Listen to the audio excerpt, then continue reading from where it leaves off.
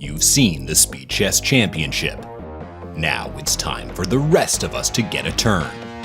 With no Grandmasters allowed, it's the I'm Not a GM Speed Chess Championship. Watch your favorite chess personalities duke it out in Chess.com's exciting speed chess format. There will be brilliancies. Levy stacking another pawn, bishop c3 and rook a1! No! Rook a1! There will be blunders. No! No! He fell for it! See old rivalries. This is how on. New foes.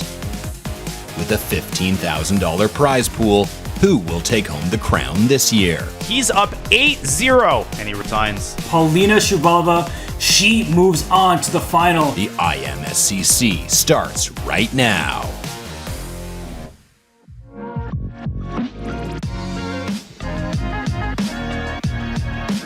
Welcome for the final time to the I Am Not a GM Speed Chess Championship. I'm Robert Hess. Alongside me is Casa Corley, and we have the call for what should be a great final between GothamChess, Levy Rosman, and Polina Shuvalova. Casa, what are you expecting today? How pumped are you? I'm so excited, folks. Get your seats buckled. It's going to be a really exciting match with two folks who really had incredible journeys to get to this point, to the final. So really excited to see these two compete today. There was hardly anything easy about it. As you said, they took very tough journeys here to the final. We started in the group stage. There were 4 groups of 4 players. Only one advanced through, and we see in the top right, Levy Rosman, his name was on top of Group B, and Polina Shuvalova on top of Group C. She made it through thanks to a tiebreaker against Danny Wrench, whereas Levy, he kind of sailed through that group with only one close match. But Casa, the semis, they were a different story. Yeah, totally different story. We had both matches actually go to the tiebreak, and Polina in particular was extremely clutch because she actually needed a win in her last bullet game just to get to the tiebreak, and she did that, and then she, put in more work, clocked in overtime in the final games of the tiebreak against Trent. So really, really well-deserved. Levy on the flip side also had a bit of drama, and he was able to right the ship in the tiebreak as well. So these folks are used to drama, and I think we might get more of that today. You call it drama, Levy calls it content. He, of course, is the YouTube king of chess. And Casa, when it comes down to the storyline here, Levy, he's more focused on content. Polina, she's more active over the board. Who do you think is favored going in? Yeah, it really is the ultimate question, and I'm going to kind of dance around a little bit, but I'll say this. Polina's been in incredible form, essentially, over the board. Has an incredible run this year. And I think she just has, she's probably a better chess player at this point in general. But Levy has been experienced online for quite some time, and he's been quite effective. And so I think it's going to be a tug of war between, who's kind of more in their element, more in their bag. Yeah, you say experience online. I think that is synonymous with the name GothamChess. Of course, he is the biggest chess content creator on YouTube. And as we look into the tape here, he is in his 4th IMSCC. It's his 2nd finals appearance. And overall, throughout those 4 IMSCCs, Casa plus 55. Woo! He is really steamrolling some of his opposition. Yeah, no question about it. And we should also mention, and you can see it on the screen here, that he beat Firouzja in last week's Title Tuesday. So, and, revving up for this match, and revving up for the IMSCC, he's actually been playing pretty well and is in really good form, and we saw it in the previous matches as well. So, I think he's going to be at home and ready to really put up a good fight in this one. He'll need to carry that form into today's match because back in 2021, just 2 years ago, Levy found himself in the final. But unfortunately, he faced defeat against Roberto Molina, 12.5, 7.5. Casa, history does not want to repeat itself if you're a Levy Rosman fan. Yeah, one of the really peculiar things about that graphic there was that actually Levy lost the bullet portion, and in this year's edition of the IMSCC, he's actually been incredible in the bullet segment. So I actually suspect that if that was a weakness before, it's no longer a weakness or liability. It's an asset this time around. Well, Roberto was over 2,800 in bullet. Levy back then over 2,700. So it's not going to be easy for him. He knows that. But it also means quite a lot. In fact, he said as much after beating Greg Shahade just the other day. I don't think I've played Polina at all. So I'm excited to see like where the openings go, where the preparation goes, and hopefully my second time in the final in this event, which has only happened 4 times, can go differently, because then I will qualify. It's like getting your yellow belt in Taekwondo. You know, you don't need to do the white belt stuff anymore. That'll be a big moment for me. I might, hang it on the wall behind me. He has a black belt opponent in front of him in Polina Shuvalova. So, Casa, all that talk about promoting, getting to the next belt, he is in the finals and he's facing the highest rated classical chess player in the field. Yeah, and someone who, again, has been a really, really good player, and is particularly improving this year. She's, the highest rated player in the field, very close to 2,500 essentially. And also has, came in 5th place in the FIDE World Cup this year. So just kind of cruising in various disciplines. And I think Levy's going to have, an advantage in probably the quicker time controls. But Shuvalova is going to probably be a slight favorite in those longer controls. We've seen her success in the longest of time controls this year. She played in the World Cup. She was eliminated in the quarterfinals by Nurgul Selimova, who went on to finish in a very surprising and impressive 2nd place. So for Polina, she's shown that she can hang with some of the best players on the planet. She lost in tiebreaks to Selimova, and here we see her on the screen in front of us. She's always playing in the darkness, Casa, but she's always ready. Yeah, and she also has her game face on all the time. I think I've seen maybe 1 or 2 like small smiles when she knows she's done a great thing, but she usually has this really focused posture throughout. And you love to see that. These competitors really want it, and I think again, sometimes you think, it's does this really matter at the end of the day? And yeah, the bragging rights matter, the prize money that's on the line matters, and these folks want to win. Yeah, they really do care. And for Polina, she's more active over the board. That's a storyline that we will keep repeating. But sometimes that actually can hurt you in newer formats, because this is not a format that she is accustomed to. Different time controls, 3 of them, in fact. And when Polina beat Lawrence Trent in the post-match interview, she was talking about some of her struggles where she's not quite familiar with the 5+1, the starting point of this match. So Casa, it's funny how being very active can actually maybe hurt you in some ways. Yeah, and I think it's kind of counterintuitive for folks to truly appreciate this, but a lot of times 3+1 has been this kind of the standard fare that a lot of folks play in online, particularly with Title Tuesday. And so every other time control, there's usually a little less familiarity, and you tend to see folks playing too slow in 5+1 and counterintuitively too fast in 1+1. And I think making that adjustment and kind of getting used to the increment there and managing your time really well is going to be a key for both players. Polina, she was very honest about this, and we witnessed it firsthand that she was slower in those long time controls against Lawrence Trent. And we see the players on screen. These will be our 2 contestants throughout the match tonight. And Levy, Polina, they deserve to be here, but they are going to have a long match indeed, because these matches, they span several hours, and they also span 3 different time controls. We start with 75 minutes of 5-minute base time with 1 second added per move. We then get into 50 minutes of 3-minute plus 1 second increment. Last, and certainly not least, is 25 minutes of bullet chess.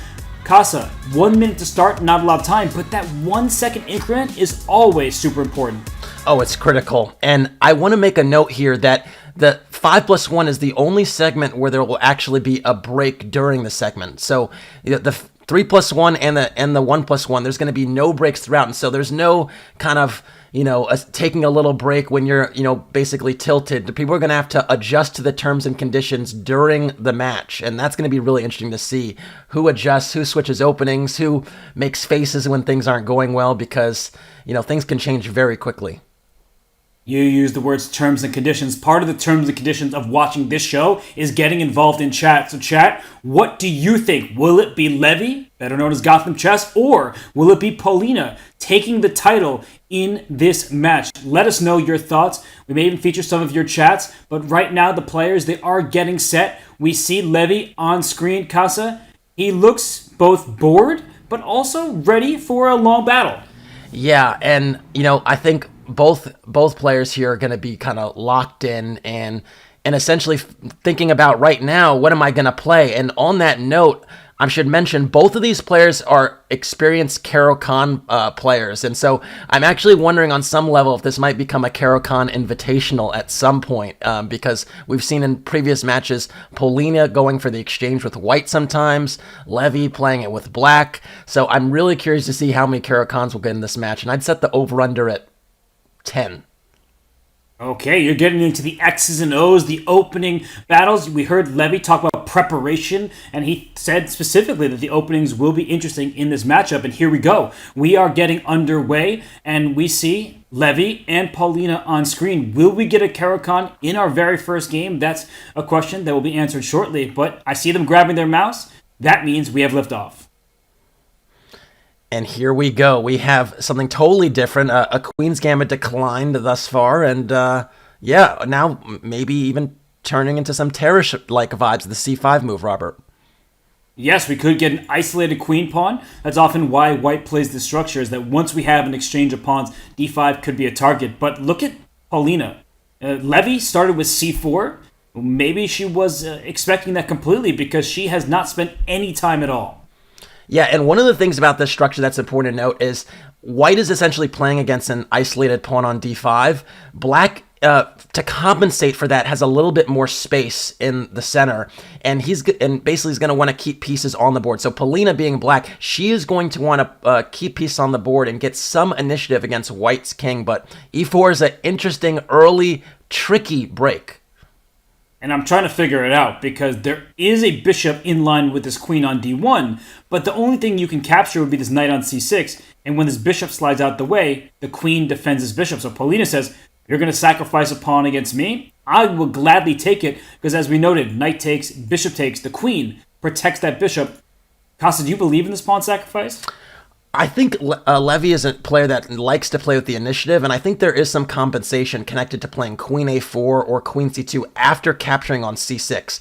The pawns on the queen side are split, and pawns that are are split, kind of isolated, can become targets. And I think that's the sort of the nebulous compensation that Levy is basically aiming for. Well, actually, your queen a4 move wins back the pawn immediately, so it's not going to be a material deficit, but considering how much time Levy is spending, I don't think this was truly a sacrifice that he was intending completely, because he is burning clock, and maybe there will be queen c7 at some point hitting this h2 pawn, but bishop g5 says, not so fast. If you move your queen off the diagonal, I'm going to shatter your pawn structure over here on the king side. Yeah, this is already a really tricky position basically for Polina to navigate, because essentially, if you do play that queen c7, you're going to double the f-pawns. And I think bishop e7 is a bit of a concession. You're essentially, making sure your pawn structure is intact. You're also punting on the e4 pawn. And I still think it's maybe about equal. I think the best that white can hope for is basically having the 2-on-2 on the queen side, but having the slightly better structure. And I think that's what Levy is going to aim for in a few moves. Maybe a move like queen c2 now makes sense. Or playing queen takes d8. Essentially, the point is you're going to take on f6 and you're going to take on e4, but you don't want the b2 pawn to be hanging at the end of that, because the bishop will come to f6 and look at the b2 pawn. It's a good point by you there, because some players would say, I can immediately win that central pawn. That's a good thing to do. Not so fast. The b2 pawn will be hanging at the end of the line. So Levy, he's doing the right thing by taking his time. Polina was the one who we quoted as saying, I struggle in the 5+1 in managing my clock. She's done very well thus far, so I don't see a real issue for black just yet. I like how you point out split pawns on the queen side. That's a long-term plus for white. But Levy needs to make sure he gets that pawn back. Otherwise, he will definitely not be the one trying to get an advantage.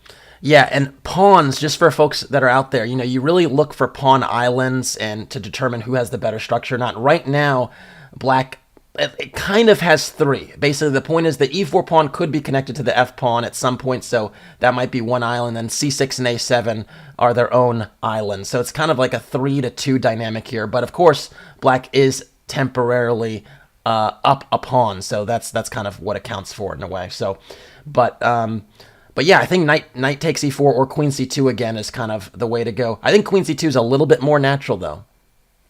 He decides to take on e4. I guess bishop takes b2 will be met by knight d6 check, and the black king will not find shelter. Casa, taking a step back from the X's and O's for a second. Levy, he's playing this perfectly well. We see the eval bar says that white maybe has a tiny little plus, but how about his time consumption? What does that tell you thus far, or is it just game one and he's getting warmed up?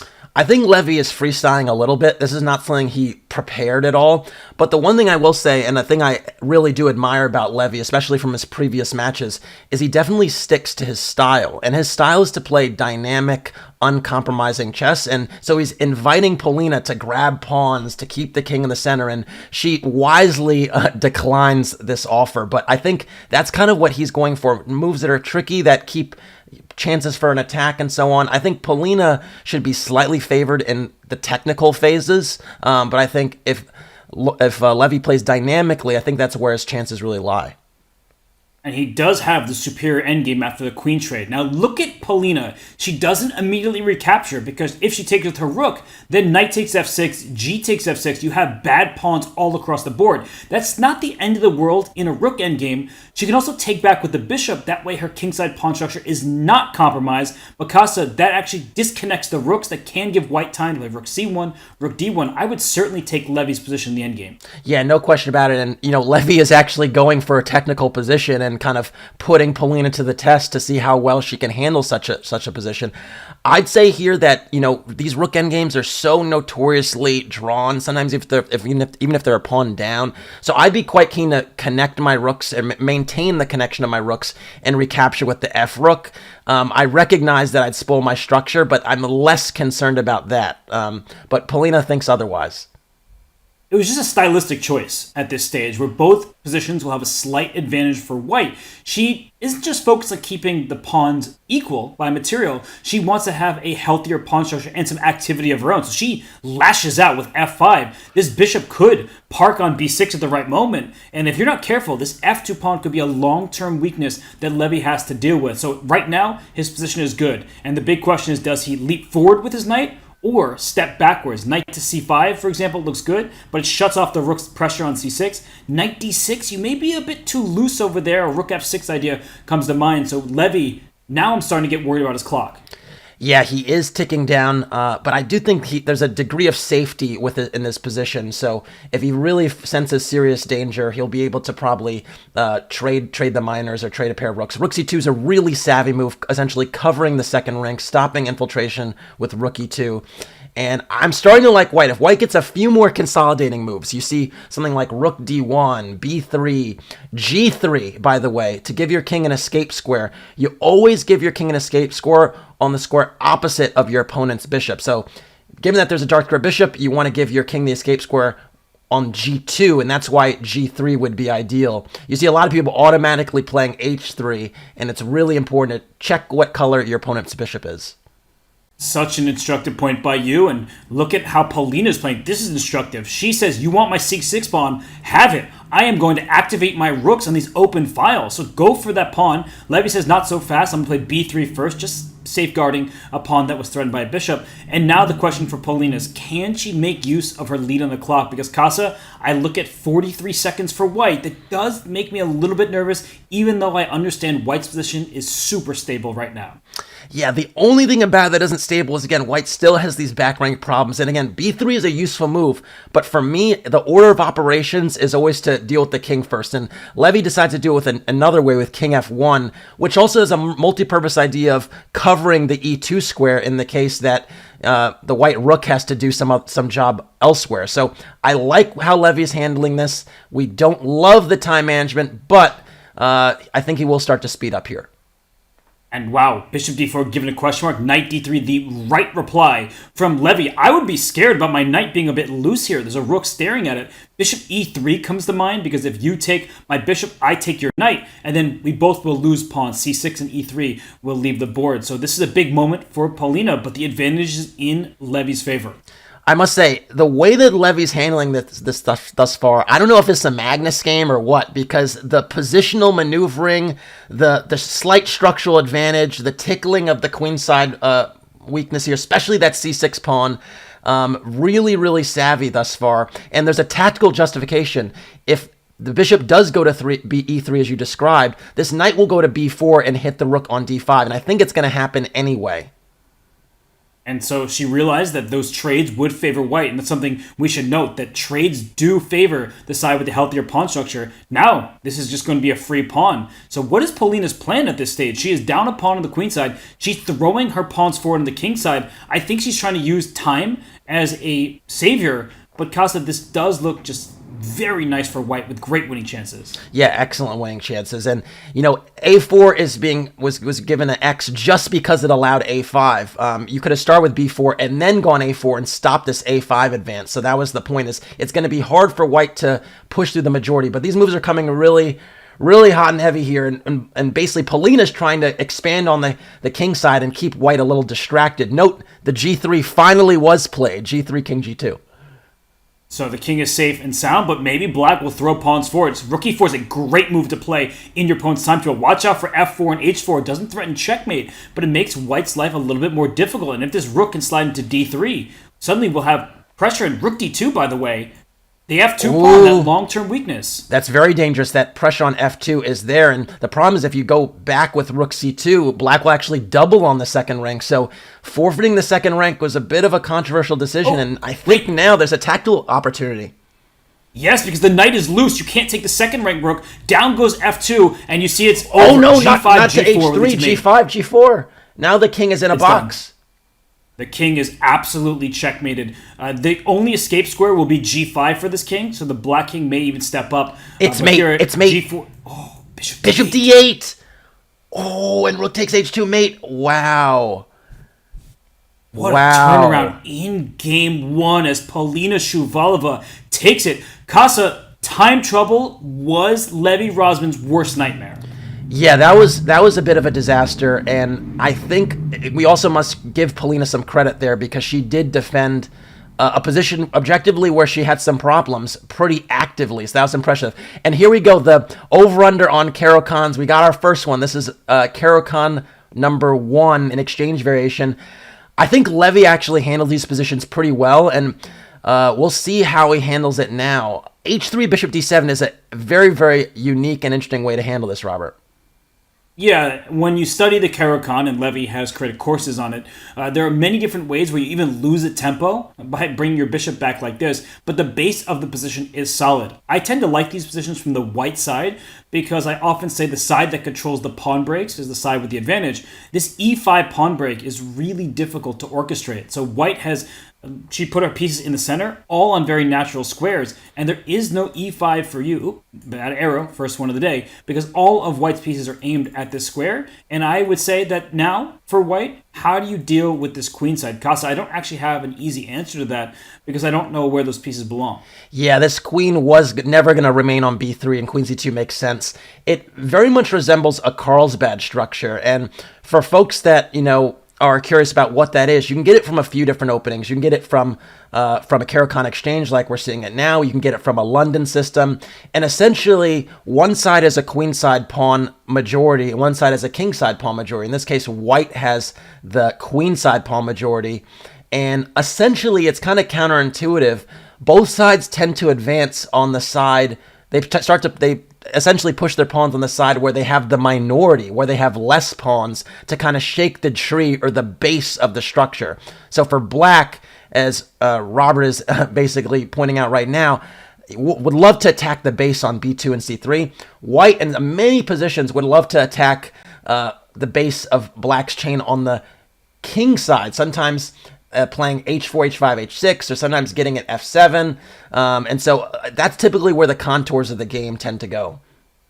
And one way to take note of this for yourselves at home, is that players tend to attack in the direction of their pawn chains. Black's pawn chain is going towards the queen side. White's pawn chain is going towards the center. So we look at these pawn chains. That's the side that you typically play on. And it is counterintuitive, as you said, Casa, because black is actually up a pawn on the king side. And now, speaking of that extra pawn in the center of the board, it's starting to look very promising for black. But I will have one caveat.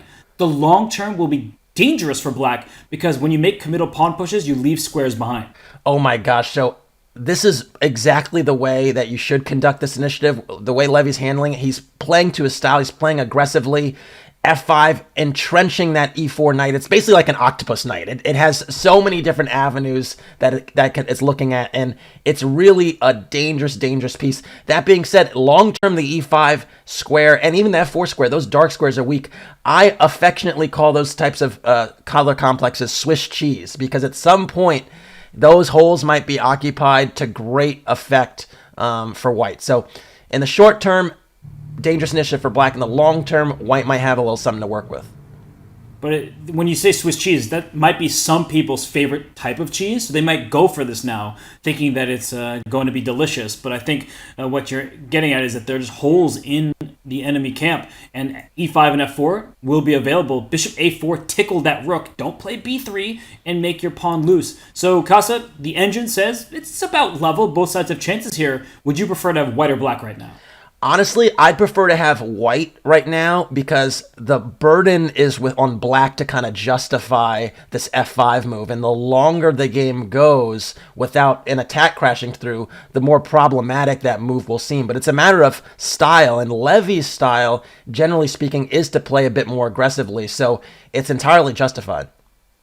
And one big issue for black is you can't push pawns backwards. White is just about ready to boot that knight out of E4. And once that knight gets out the way, watch out down the E line. The E6 pawn is an eyesore. It's a backwards pawn. So here's a critical moment for Levy as he is going to think, do I take this knight on E5 that gives up the pair of bishops, or do I say my knight on the rim is dim, let's bring it back towards the center?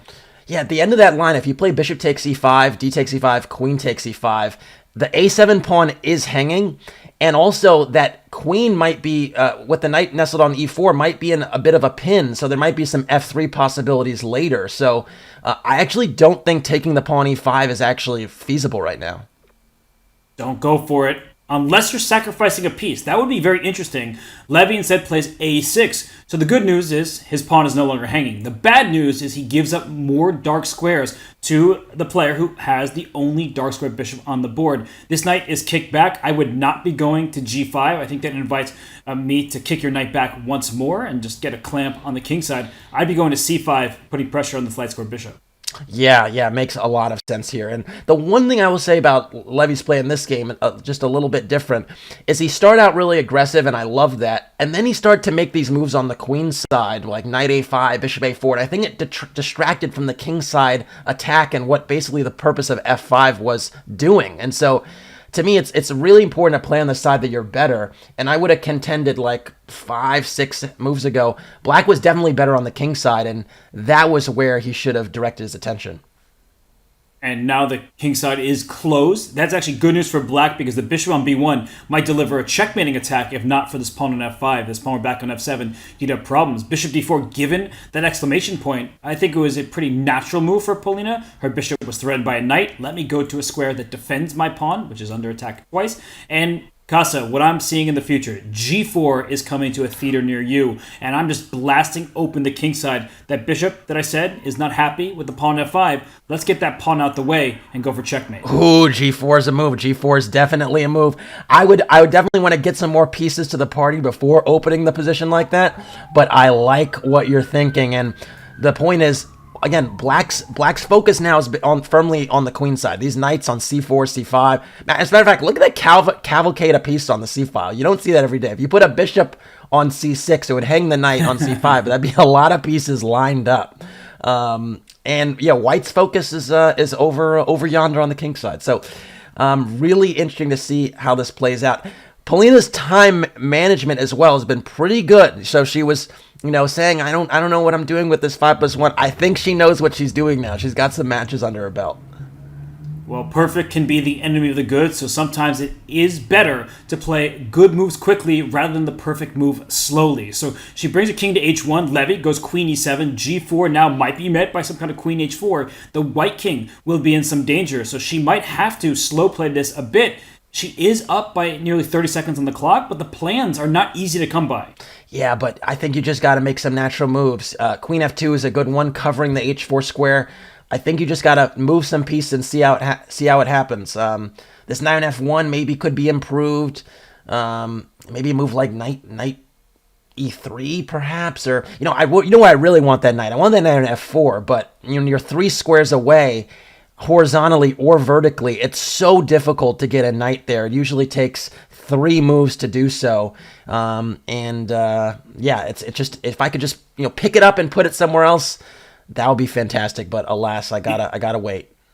Well, I don't have to wait. I can hold it here forever. So I have the mouse. I can control that. But it's a really instructive point from Casa that this knight is not playing its part in what could be an attack. And now Polina is down to just about a minute. She's lower on the clock against Levy. That's really good news for him as he tries to get his first victory. Yeah, folks, move these pieces. You guys don't have that much time. You got to make natural. You just got to make some moves. The game is going to be decided later, and you notice this in classical chess all the time too, where you want to think a long time when you see a new move or a novelty or something like that. And instead, you realize the game's not going to be decided right now anyway. It's better to bank on that time later. And I think Polina's not adjusting to this. She has to move. She's under 30 seconds.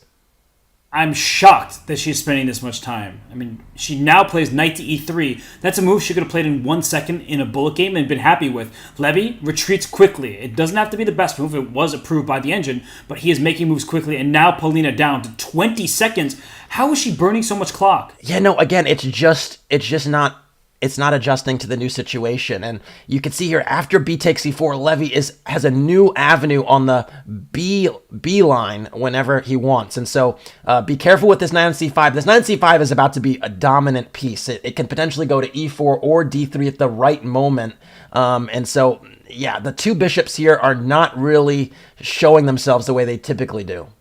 And 11 Black seconds. Doesn't really even... Wow, g5. I was about to say Black's bishop not playing, so g5 played to open up the king side, and rook e3. I like a good rook lift, but look at Black getting to the g file just in time. Yeah, and again, Levy styles to be aggressive. When he's playing aggressively, that's usually the best version of himself, and so I'm loving the g5 move, especially playing against her 4 seconds.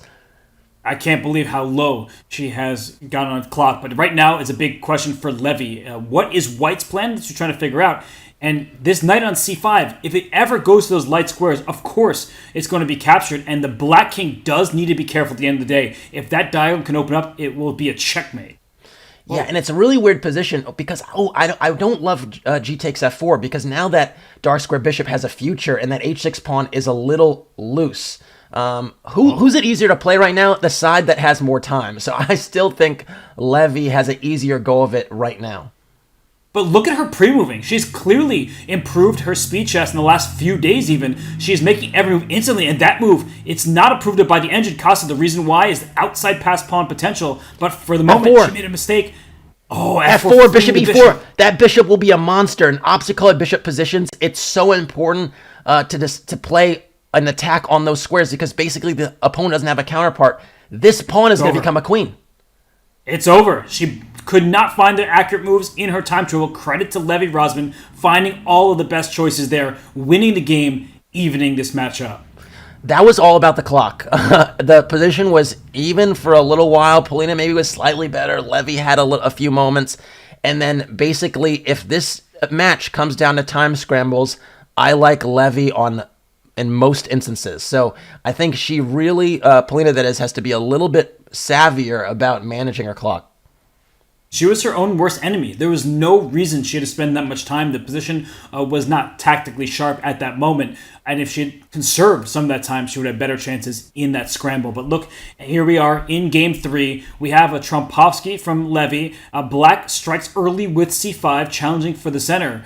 And you see that we have a capture. So the tension is removed. And we have kind of like a Caro-Kann. So Casa, does this count in your counter for a number of times we hit the Caro-Kann? I want it to because we're basically in the same Carlsbad-esque structure from Exchange Caro-Kann again.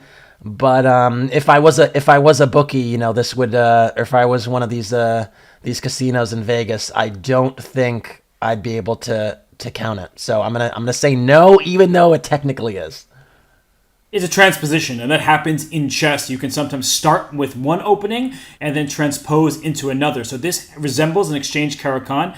If the pawn went to e4 and took on d5, and black's c-pawn took back. So a6 played, your light square bishop wants to get out to b5, that's no longer available. I tend to like these positions long-term from the white side, but there's something a bit strange to me about this bishop on h4, Casa. Like, why is it over here? If you're not going to take on f6, then what is your bishop doing? Yeah, that's a question, and the same could be said to white's light squared bishop, because a lot of times in these Carlsbad structures, the dream square for that bishop is the square d3 because you're pointing toward the king side. But Polina beat the bishop to the diagonal. The bishop on f5 got there first, and that normally doesn't happen. And so both the white's bishops are a little suspect right now, and it's for that reason that you see the bar ever so slightly in black's favor, just because addressing that is going to be a bit of an issue. Now, a question for the folks at home and for you as well, Robert. If that bishop was to take the knight on f6, how would black recapture? Well, it's a question we might have to answer in a future game because now the knight is up on e4, but probably the g-pawn. Capturing towards the center is usually what we advise, and opening up a g-file against where the white king might go. But that's maybe a future game problem. Right now, I think white has many other issues. Pawn on e5, overextended. F3 played to kick the bishop back, so Ben Feingold is unhappy, but the bishop on f1 is at least a bit relieved and no longer has to defend this g2 pawn. Yeah, and again, you said it, this long-term, it's not just the diagonal towards the king, this g1, a7 diagonal, this f2 square that's soft, it's also the entire second rank. So if the king ever castles king side, and even queen side with the pawn on c3, the same dynamic exists.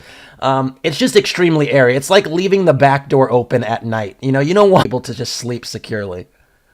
Yeah, but sometimes if you're inviting your friends over, you just leave the back door open so they know how to come in where you don't have to get out of your chair every single time. So sometimes you're just there for a party.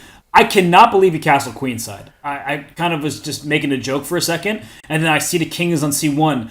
I feel like you're asking for trouble by being on this side of the board. You're maybe a pawn down on the queen side, but Casa, b5, that comes to mind. Rook c8, this rook can also slam on the c4 square. White has no space, no control, and a more vulnerable king. Yeah, the funny thing about it is the middle games and the end games now favor black. The end games favor black because I was going to say before this bishop e7 move, all of white's pawns are on dark squares, and they don't complement the dark squared bishop very well. Whereas black, that's kind of the opposite's the case. Most of the pawns are on light squares, and they really complement the bishop on e7 really well. And so I thought the end games are pretty favorable. The middle games are favorable because the king on c1 is a little vulnerable, and theoretically there should be a little bit of a faster initiative on that half-open file with rook c8 and b5. Although Levy is changing that. I mean, he's basically hinting at g5 or h5 at some point if black castles. And, you have to demonstrate some bravery here to castle right now. I mean, I think I'd probably play rook c8 and delay castling for a little while, and b5 essentially does the same thing.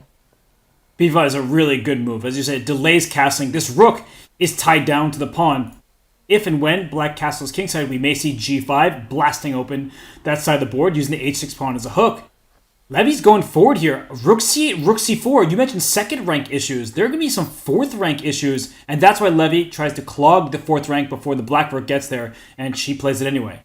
Yeah, and I think here there's a little bit of an oversight here that after rook takes c4, you can't actually conveniently capture with the b pawn because there's some queen a4 check and queen b8 check dynamics. So you have to take with the d pawn, and that actually, I think, means that the worst is over for white as far as the king's safety is concerned, because then there isn't a clear open file on the b or the c file for black's heavy pieces, the remaining queen and rook, to operate on. So I think rook c4 is a little imprecise, but still, black is not in any real danger. Yeah, I'm with you there. Definitely an imprecise move. I think she rushed it. She still has 3 minutes and 20 seconds on her clock. There was no need to play that decision so quickly, but that happens when you feel like you have no danger in your current setup. And now she's paused. So she did pre-move d takes c4. maybe she wasn't expecting rook takes c4. She does, of course, capture this way. I still would prefer black's position, Casa, because after castle, the rook is stuck on h1 because h4 is loose. Yeah, and it's funny because you really want to open the h-file with a move like g5, but it'll be like ships passing in the night. If g5 is played, black will play h5, and there'll be no levers, essentially, towards that black king. I still like Polina's position, and you know what's more important than her position? It's the situation with the clock. As long as she remains healthily up on the clock, that's ultimately going to determine these games or the time scrambles. And again, Levy is pretty vicious in these time scrambles, so you don't want to give him that chance. But Polina's a very technical player, so when you give her an opportunity to seize control of certain squares, and she can also go for an attack. I was just thinking the end game, but we have a queen and rook on the board for each side. G5 doesn't look threatening. B4, on the other hand, that's a B4, queen takes C4. I know I'm giving up a pawn. There might be a queen B7, rook C8, and before you know it, this king on C1's in grave danger. That is dirty, and Polina spots it. She senses those tactics. There's a little bit of trouble in paradise here. This king on c1 is not on a secure square, and it might have to go to do a little bit of Tour de France somewhere. But the problem is, where is he going to hide?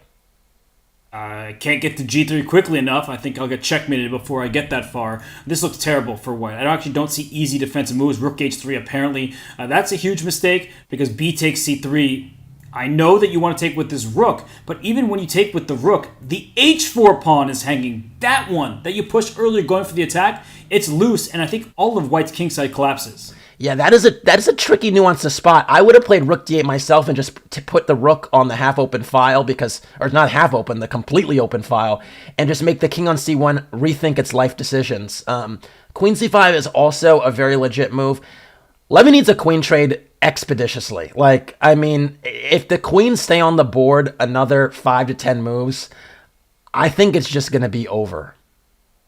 Especially with the clock situation. The queen e3, I am not trading, but Levy might follow the queen back and forth if he can. The problem is queen c6, queen f3, queen a4, and I get away. Same idea with queen a5. I'm escaping queen trades, and if you put king b1 to defend a2, this black rook can join the party, this pawn can push to b3. Wow, he takes on b4.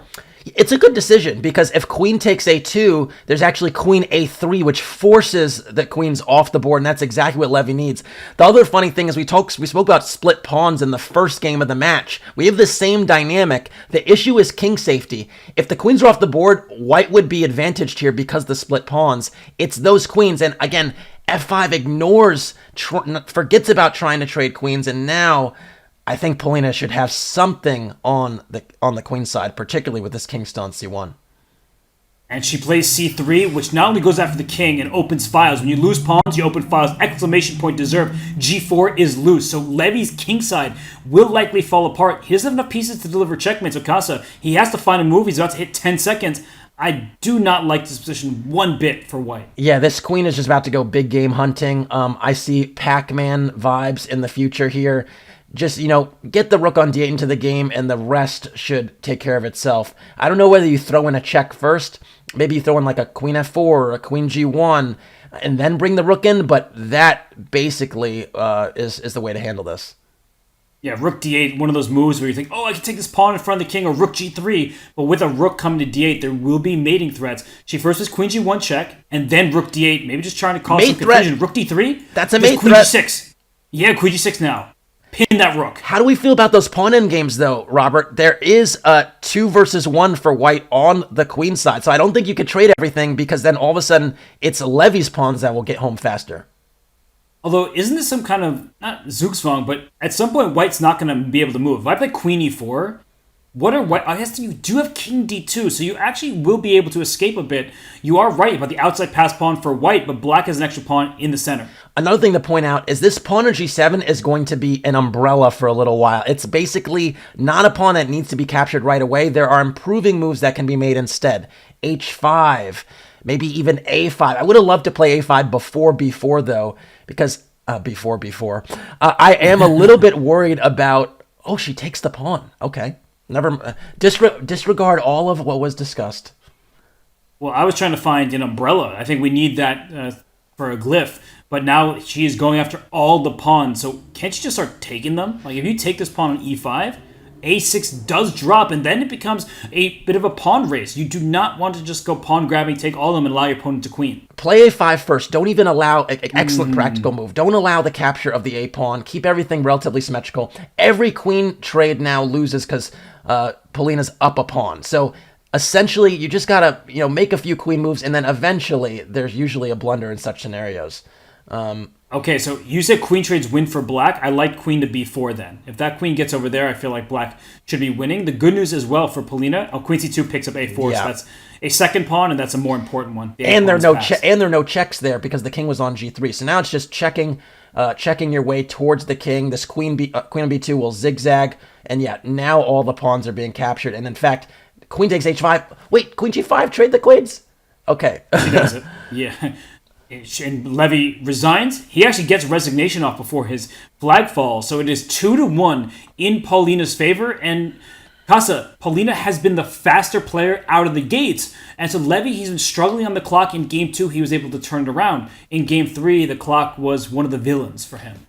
I like where Levy's at, though. I think he understands that he's got to, basically play a little bit more actively early on, take the initiative, and hopefully get her thinking sooner. Polina knows the opposite. If she basically manages her time well, gets through these openings relatively cleanly, and she's up when the time scrambles happen, she has to like her chances. And so that's kind of the tug of war that's playing out right now.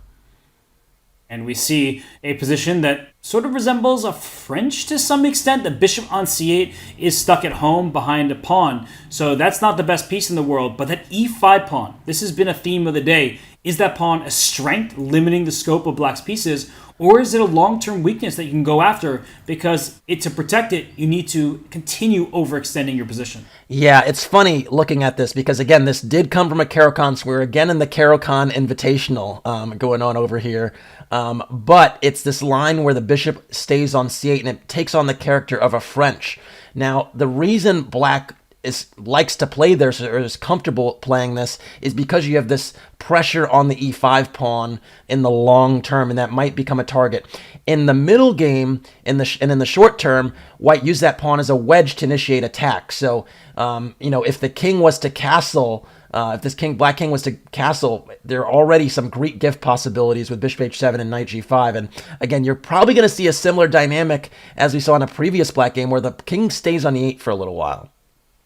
It probably has to. As you mentioned, the Greek gift sacrifice could land a checkmate in white's favor. We saw Gregory Kaidanov do something similar to Jordan van Forest in the Qatar Masters. And c3 played here. Black can castle. There is no Greek gift just yet. But even if you do castle, white often plays h4 and says, take my pawn, Alpha Zero style, I'm hunting your king. Yeah, and I love this c3 move that white played because you basically secure the bishop on the diagonal with bishop c2. Queen a4, I'm not so sure if you want to actually take that a7 pawn. I don't know if it's a risky pawn kind of. Can you even call it big game hunting? It's really small game hunting, right? The rook pawn on a7. You're kind of disregarding all the other principles of chess. Your rooks aren't connected yet. I feel like that's probably not a pawn you need to defend.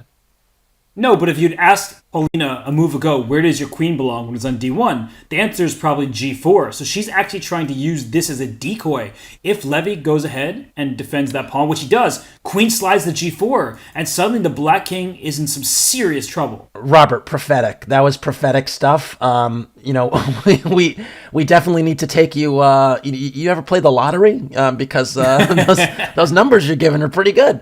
But yeah, this is exactly right. To allow the queen to get to g4 is not really great. Now your h4 business that you mentioned earlier comes into play.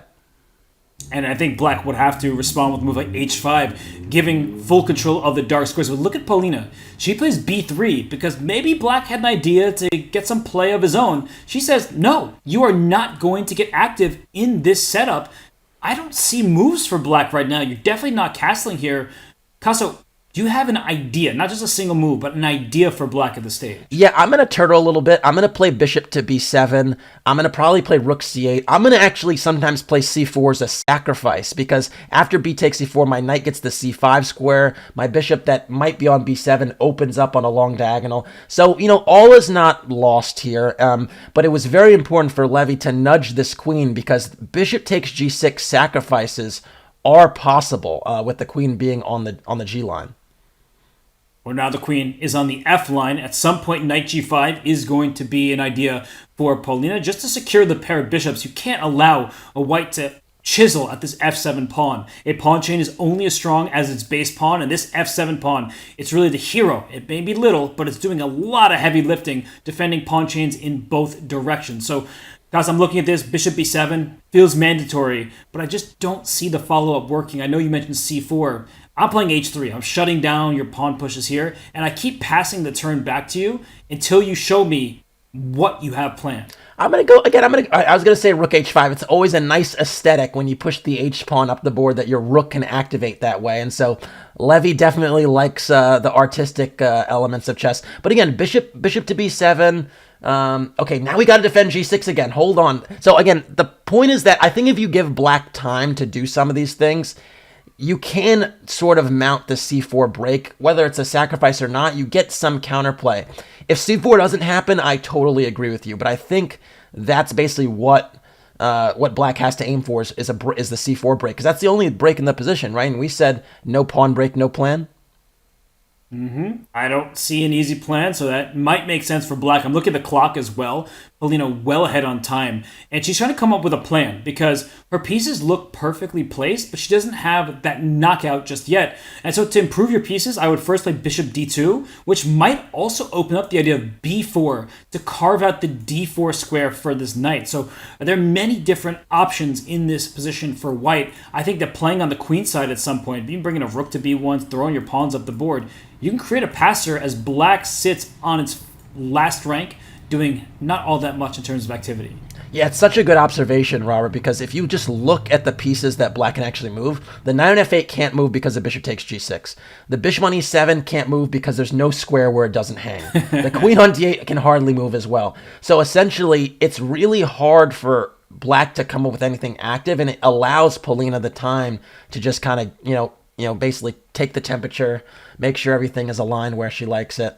And that is really the problem that Levy has. An a3 points that out better than probably any move we've seen thus far. In fact, you could literally line your pawns modestly like that on the third rank and slowly prepare b4, perhaps in the manner that you were describing before with bishop d2, is shocking, but also demonstrates how bad black's position is.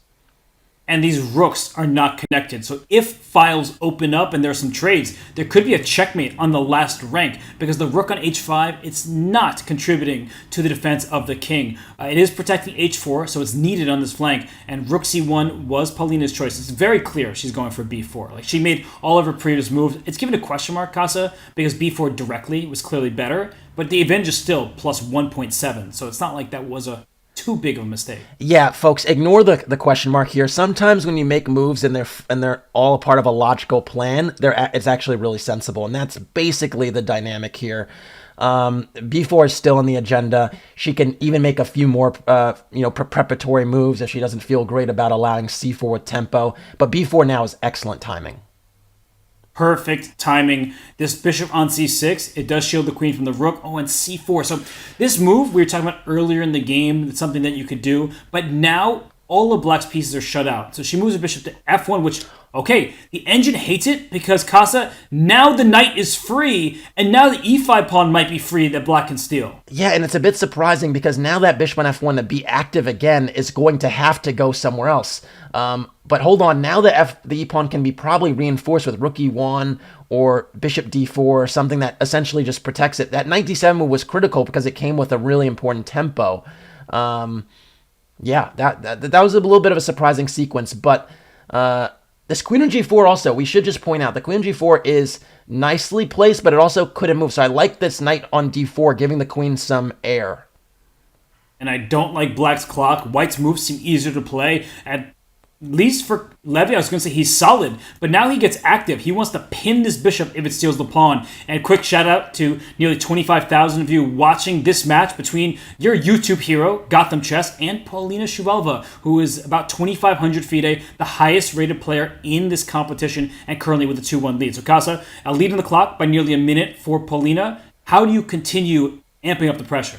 I think you try and get the rook on b1 in the game. I would probably consider a move like rook e3 and rook e1 are doubling. You can also pressure the g5 pawn. Knight takes h4 as a threat here, folks. The rook on g8 is unprotected. Ooh. And basically, it's just hard for black to make moves without blundering. And here we go. That pawn is available and open for business. And yeah, now it's off the board. And it's getting late for her, and she might be hungry, so she snacks on the h4 pawn. But that's just the start. That knight is going right back to f3, then pawn to h4. This pin isn't really going anywhere. This feels like not just a little pawn on the flank, but okay, h4 now, and I can't really look at this much longer. Yeah, my eyes. But the point is, though, is this has actually been really, really well conducted, and it's partially because Polina's just up on the clock. If she stays up on the clock, good things happen. All right, bishop e3, or just makes a lot of sense, just hitting that queen, kicking it off that diagonal, then maybe going for h5, which, again, the rook on g8 is still unprotected, so h5, okay, trading also makes sense, and yeah, okay, Polina as a technical player, she's like, I've had enough of these pieces, greed is not needed, I'm going to, head toward endgame, and look at Levy under 5 seconds, basically. One tactic here to watch out for. This queen pins the f2 pawn. So as long as she doesn't play a move like bishop h3 or something like that, maybe she moves her king up to g2. She can also bring her knight up to g5 to close the g-file. That's the one blunder to avoid right now, and she stops it. Yeah, and again, she has 50 seconds, so of course she can find this, because it's actually not going to be hard for her to find good moves when she's up this much on the clock. And again, she's just making all the improvements she needs. She's making all the renovations, and she has the time to do it. And she now wins on the spot with h6. The rook will have to sacrifice for the knight, and that shouldn't stop the checkmating pattern. Queen f6 attacks a loose knight, and oh gosh, h6 is going to hurt. Can you sack your queen there? Is it almost h6, rook g6, and then h7? Sure, why not? That wins. A queen takes f7 will be mate in 1. So I always like to say, Casa, when you see mate, look for better. Fair. Very fair. And yeah, h7 does it. Queen f6 does it. Again, I think she might even trade queens here, but she shouldn't. She shouldn't. She goes h7, and now there's no way to get to this pawn. So she should bring her rook to the g-file, and I think that would end this game. Now, I must say I'm surprised that Levy's playing this out, given that, there's a match clock here. But I think he's thinking that this might be one of her best segments. So he's going to maybe play out these positions, and even if they're lost. Right, and she hasn't always... Ooh, please take my rook. Yeah, that's just a nice finesse, and that is winning. So Polina Shuvalova takes the first 2-point lead of this match. She currently is up 3-1. So Levy, the break comes at a great time for him. You see him stretch, while Polina stretched her lead to 2 points. Ooh, my goodness. There's just a lot going on right now, and stay tuned because this match is just heated up. Levy Rosman still in his chair, probably looking over that game. And he has his work cut out for him because he trails by a score of 3-1 at the moment. So Casa, what does Levy need to do differently to catch up?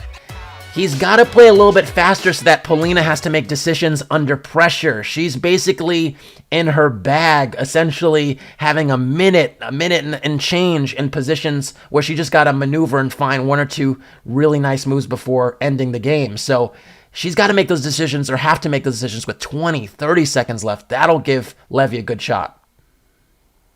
For sure. So Levy, he will need to just take a step back, revisit some of the openings, and he has plenty of life left. The match is long. The players are taking a break. We'll do the same. So subscribers, stay tuned during the break as we take you inside a prestigious chess club in London, where a former British champion meets a young prodigy. They talk chess improvement and put their skills to the test. We'll be right back.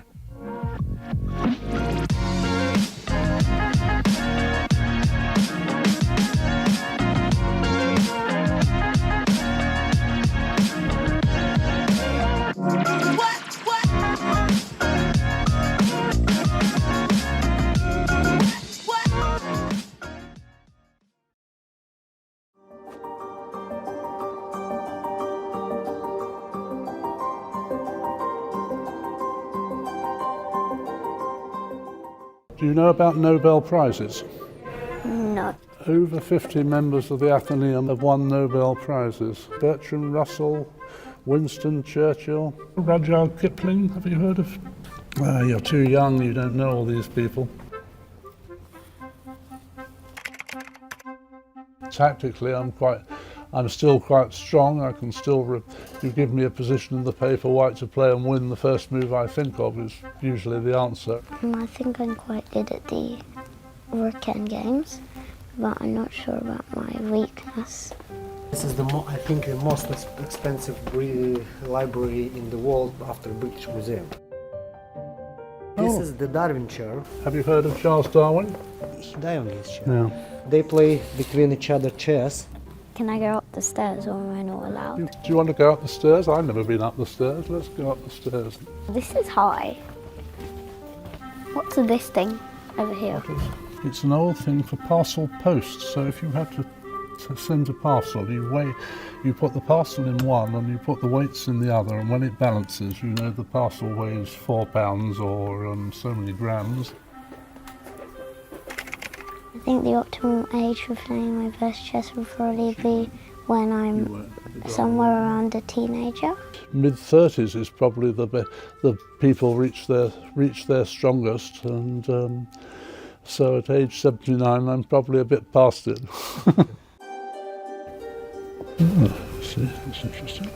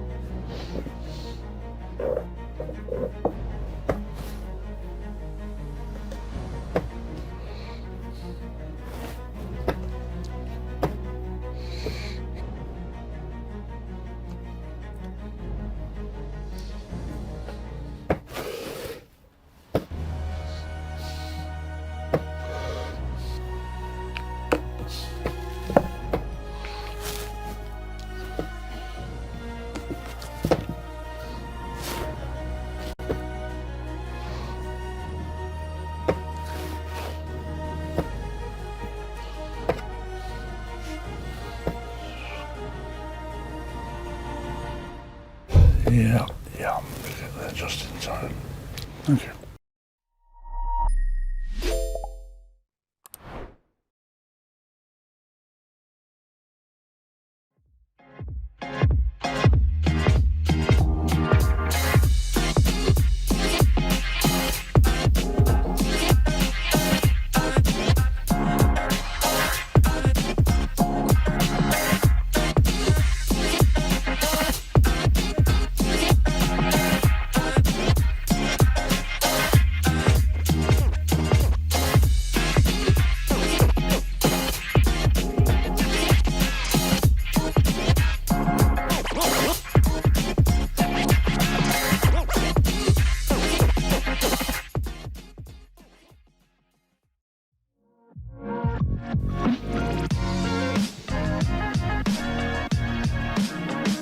There's Gotham Chess. Is he uploading some content to YouTube? No, he's probably just texting some friends, and they likely are rooting him on as he trails the match at the moment.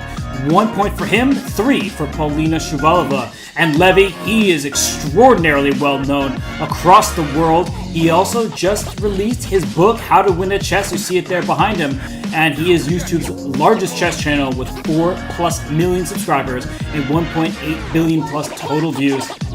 The list goes on and on with him. It doesn't even do him service to read this graphic. But Casa, right now, none of that matters. He could be the best streamer in the world of all time.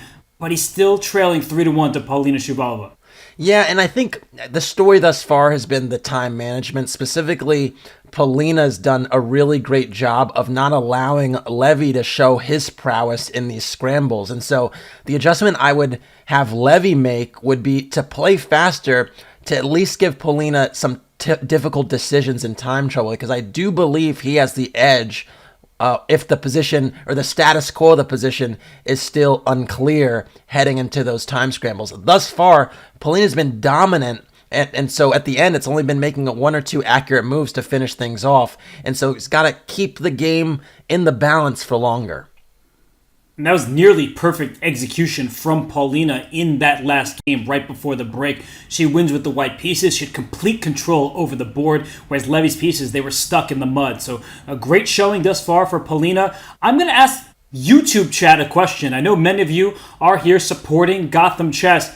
Do you think he has what it takes to come back against someone like Polina, 2,500 plus in classical FIDE rating? Casa, we know how strong she is, but this is a better start than maybe even she could have imagined based on her level of play. Yeah, no question about it. And I think we're going to see a little bit of something different here. And here we go. Already we have our liftoff, and we're in London land. We didn't see Bishop F4. We saw Trumpowski land before. So, and I stand corrected now, not traditional London, Jobava London. So, totally different approach already. Perhaps Levy took a deep dive into Danya Naroditsky's opening repertoire along with Alexander Bortnik. They released a course on the Jabal London. Look at this pawn on g4. And Polina says, no way, you're not going to catch me grabbing that one. I'm not opening this g-file for you to go after my king. Instead, the knight jumps into e4. So Casa, I'm not super familiar with the ins and outs of this opening, but the reason I like knight e4 is it welcomes c5. It also might threaten to move like g5 at some moment. Yeah, I love the aggression from the start from Levy. You don't take that pawn on g4 a few moves back because there's these rook g1 ideas, nastily picking up the g7 pawn and just getting an initiative on the g-file. And I think essentially white is a little bit better because gonna probably connect their rooks first. The knight on c3 has now been captured, but even after recapture, white just needs 2 moves to connect their rooks. You could see something like queen f3 happening. You can even see something like a3 happening. But I think ultimately white has a little bit of an initiative here and can even continue to push on the king side. Well, white would like to castle queenside, but the problem is once this bishop captures, then that flank will be open. So a3 is a really good move because if black took on c3, then white castles kingside. Now white has the choice. So a3 was played at the correct time. Here you can take on d6. You're not very afraid of bishop takes f4 and pawn takes back. I think that actually could play into white's hands. Yeah, but the funny thing about bishop d6 is that Polina's just trying to take the fire extinguisher and douse it, just go.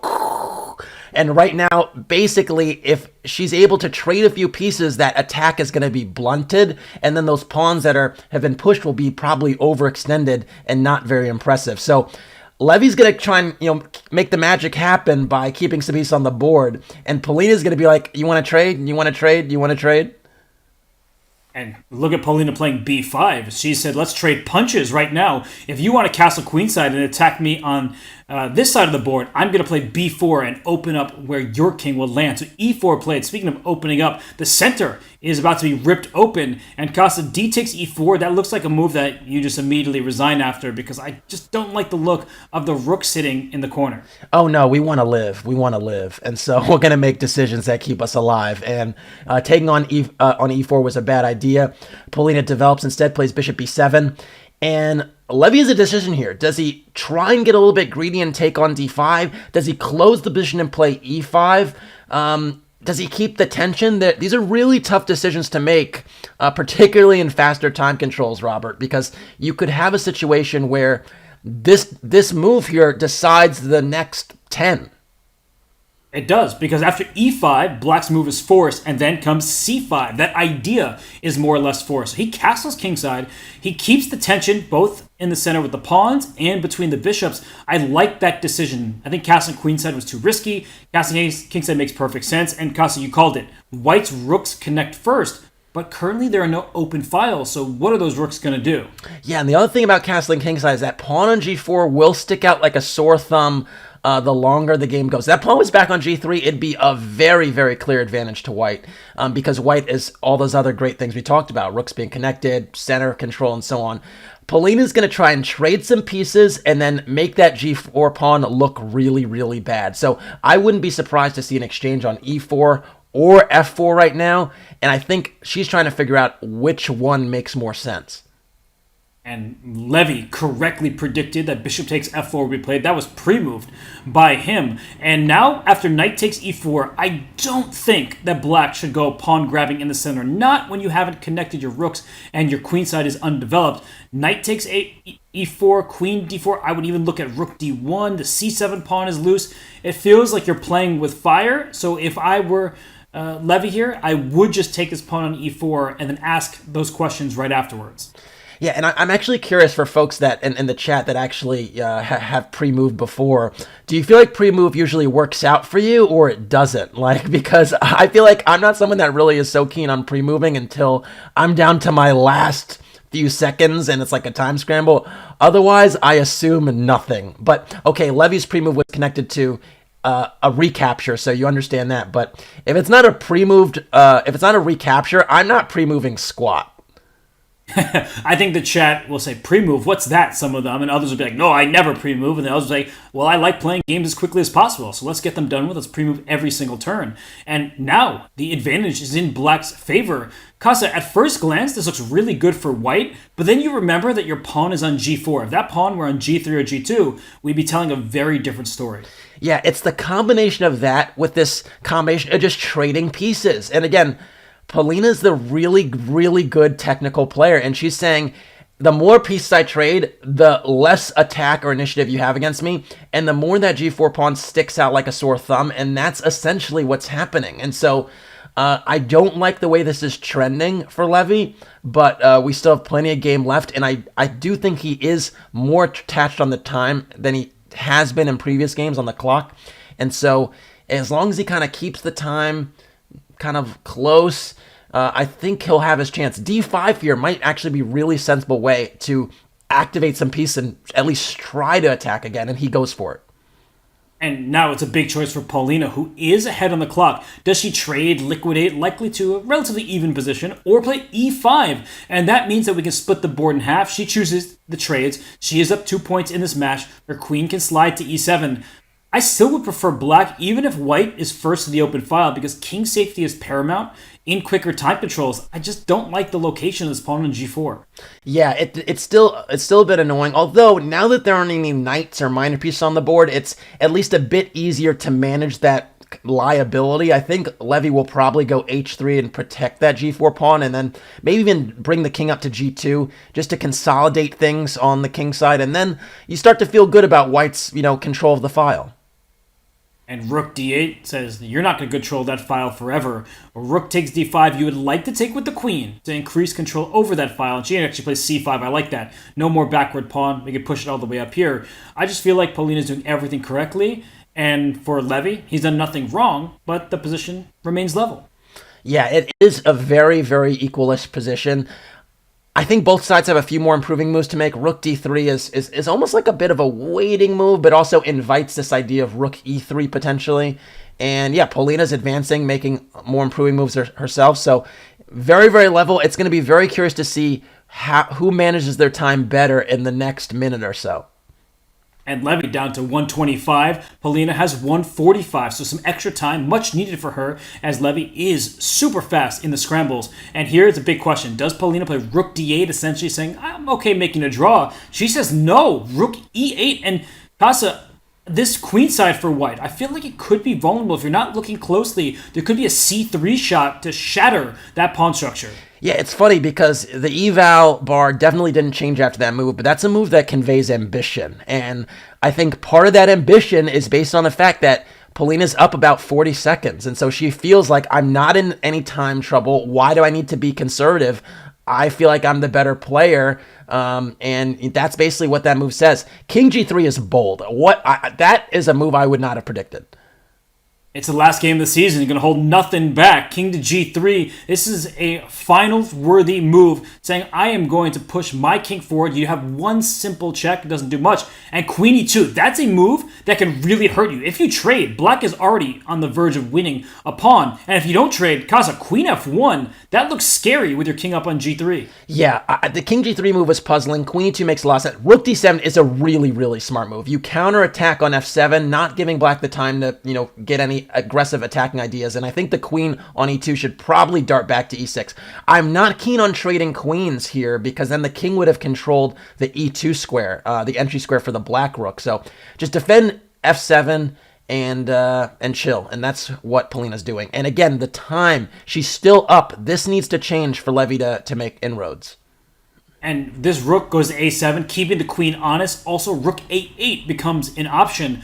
The pawn f7 is annoying for black to deal with. You would like to make a move like king h7 to get off the last rank. And here, Levy may play the move rook to a8. I actually don't think this is an immediate draw. Just because you're trading off pieces, I still feel like black has a slight edge just because of the silly pawn on g4.